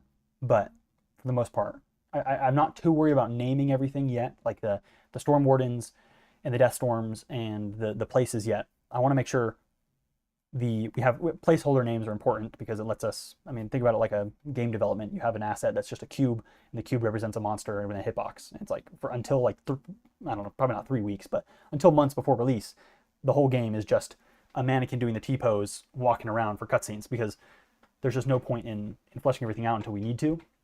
And I think as we put together more building blocks that are just blocks with a placeholder name, we'll figure out some stuff and we'll go, this needs this name. And we'll go, yeah, that's totally right. Whereas right now, if we've named everything, I think we'd go back and go, oh man, I wish we would have named this differently, but now it's kind of too late.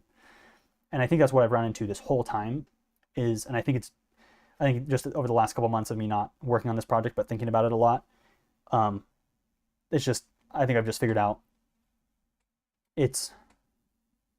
there was too much going on and not enough concrete stuff from me. And like Ollie said, we kind of need someone to be in charge and to figure the core stuff out so that we can then launch it to you guys and open it up and say, let's just get everybody who wants to be a part of this in on it, because there's just too much stuff going on. And I think at the beginning I was like, let's just throw everything against the wall, and if this is a cool idea, let's just go with it. And then now we're at a point where it's like, okay, I wish I could go back and change how we did the conduits because I don't like them anymore. And so I think we cool off a little bit on official canon for probably the next month or so, get the concrete lore worked out, and then once I finish the official guidebook, that'll be like, okay, these are the official names. We won't be changing anything in this as we go forward, most likely. If we have to retcon something, hopefully it's way down the line, not like a few weeks from now we go, oh wait, we actually need to change this. So yeah. And then, yeah, we need to prune the Discord, which maybe I'll work on that today. I mean, you guys who are here are the ones who are in the Discord the most often, but we have had huge influxes at certain points of people rushing into the Discord and communicating, and I don't feel like it's super effective. What do you guys feel needs to happen with the Discord? I mean, I know I'm not necessarily going to listen to everything 100%. If I don't agree with it, I may not do it. But Oh, that's great. Um, I feel I think we just need to slim down a ton. My personal thoughts are, for now, we close all the submission channels, except for maybe one. We have like a submission channel open that's just like, hey, what are you guys working on? What are some cool stuff? Show it off. Let people engage with it and whatever. I don't think we need an engagement or a submission channel for every single topic yet. I don't think so. I think we turn them all into tags, and we have one channel where people can go and see what's the community working on, what are some cool things people have done, what's inspiring people, even if it's not going to be officially canonized until after the SpireHelm guide comes out. I think that's what I'm thinking. And then for discussions, I think we kind of do the same thing. We simplify the discussions. We have a magic, mysticism, monsters and animals, maybe races, demi-humans. I think we get rid of wars and diplomacy. I think we get rid of peoples and civilizations. I think we get rid of maps for now, because maps are going to be impossible until we have the main map, because you can't really know where your map is slotting. You're not going to know what to reference. So I think we at least pause on the maps, or I guess maps discussion is fine. Definitely get rid of the maps submissions one. Art, architecture, artifacts. This one I think any art people make, we'd love to see. So that one we can leave open. Flora, fauna, fungi. I think we might close that one and just mix it into monsters, animals. I mean, once again, we can turn these all into tags. I don't think we need a whole discussion page. I mean, there's not enough discussion happening right now that I feel like we need one of these for everything. At the beginning, it was like so many people were all talking about stuff all at once, and there was no place to really reasonably break things down. Which is like why I want to move this whole thing to Reddit, but then I don't at the same time. I just want my own forum website that can do all of this and also the submissions and everything. I think that'd be the perfect blend. It's just really hard to do that. So, we're probably gonna close canon request for now, because until the base canon is done, there's kind of no reason to have people try to request stuff other than just ideas that people have that might work, you know. But I think entire works, I don't want people to dedicate a ton of time to a submission, like an actual submission, just for it to be like, oh, but we've been talking about switching this thing in the lore and that would no longer work, so I don't want to canonize anything, you know? I don't know. There's so much, but there kind of needs to be a lot. Yeah, I agree. There is. I want enough, but not too much. And I feel like if I was a new person coming in, I'd be overloaded out the wazoo. I mean, I even was when I kind of built the thing. I was like, I just don't think it's super, super helpful. So, do Ignispecs have names? I don't remember much, but I wanted to write a short story, kickstart some things. Yes. The Ignispecs they can have names. They don't have to. We need a mic tab. I don't know what a mic tab is. The Ignispecs, as I understand them, is people might colloquially call them the Ignispecs of roses if they burn the roses as tithes, or as what was the word I used for it? Kindling, I think is the word. But they might also have a personal name that they either know or that people know and communicate them. So it may be, Darius, the Ignispecs of roses, or it may just be the unnamed Ignispecs of roses kind of thing. So they don't necessarily need to have a first name or a last name, but they can if you want them to. It's completely up to you, and they can be whatever you want. It's the Ignispecs are kind of an open-ended. There may be some like canonical ones, but because they appear and disappear on a whim often, there's kind of no need for an official list of Ignispecs, because if one person in a town goes out into the forest looking for answers and finds an Ignispecs that nobody else has ever seen, and then nobody else ever sees them ever again for 30 or 40 years, there's no way that one peasant is going to go to their town, mayor, tell him about it, and log what they brought and what they did and how they did it, and then he's going to bring that information to the, whatever. The collectors are going out trying to find all these stories, but I don't think they would ever compile a list of like, these are the official Ignispecs of the realm, and there are, I think if there's a story about an Ignispecs, then it happened. That's just it. Miscellaneous. Miscellaneous was supposed to be off topic or general. Is that what you're saying? And then there's like a random hangout voice channel, I think. Funny thing, I did want to write about the Ignispecs of roses. Haha. Oh, nice. I guessed it. I am the Ignispecs. I know exactly what you're doing. I can see your future.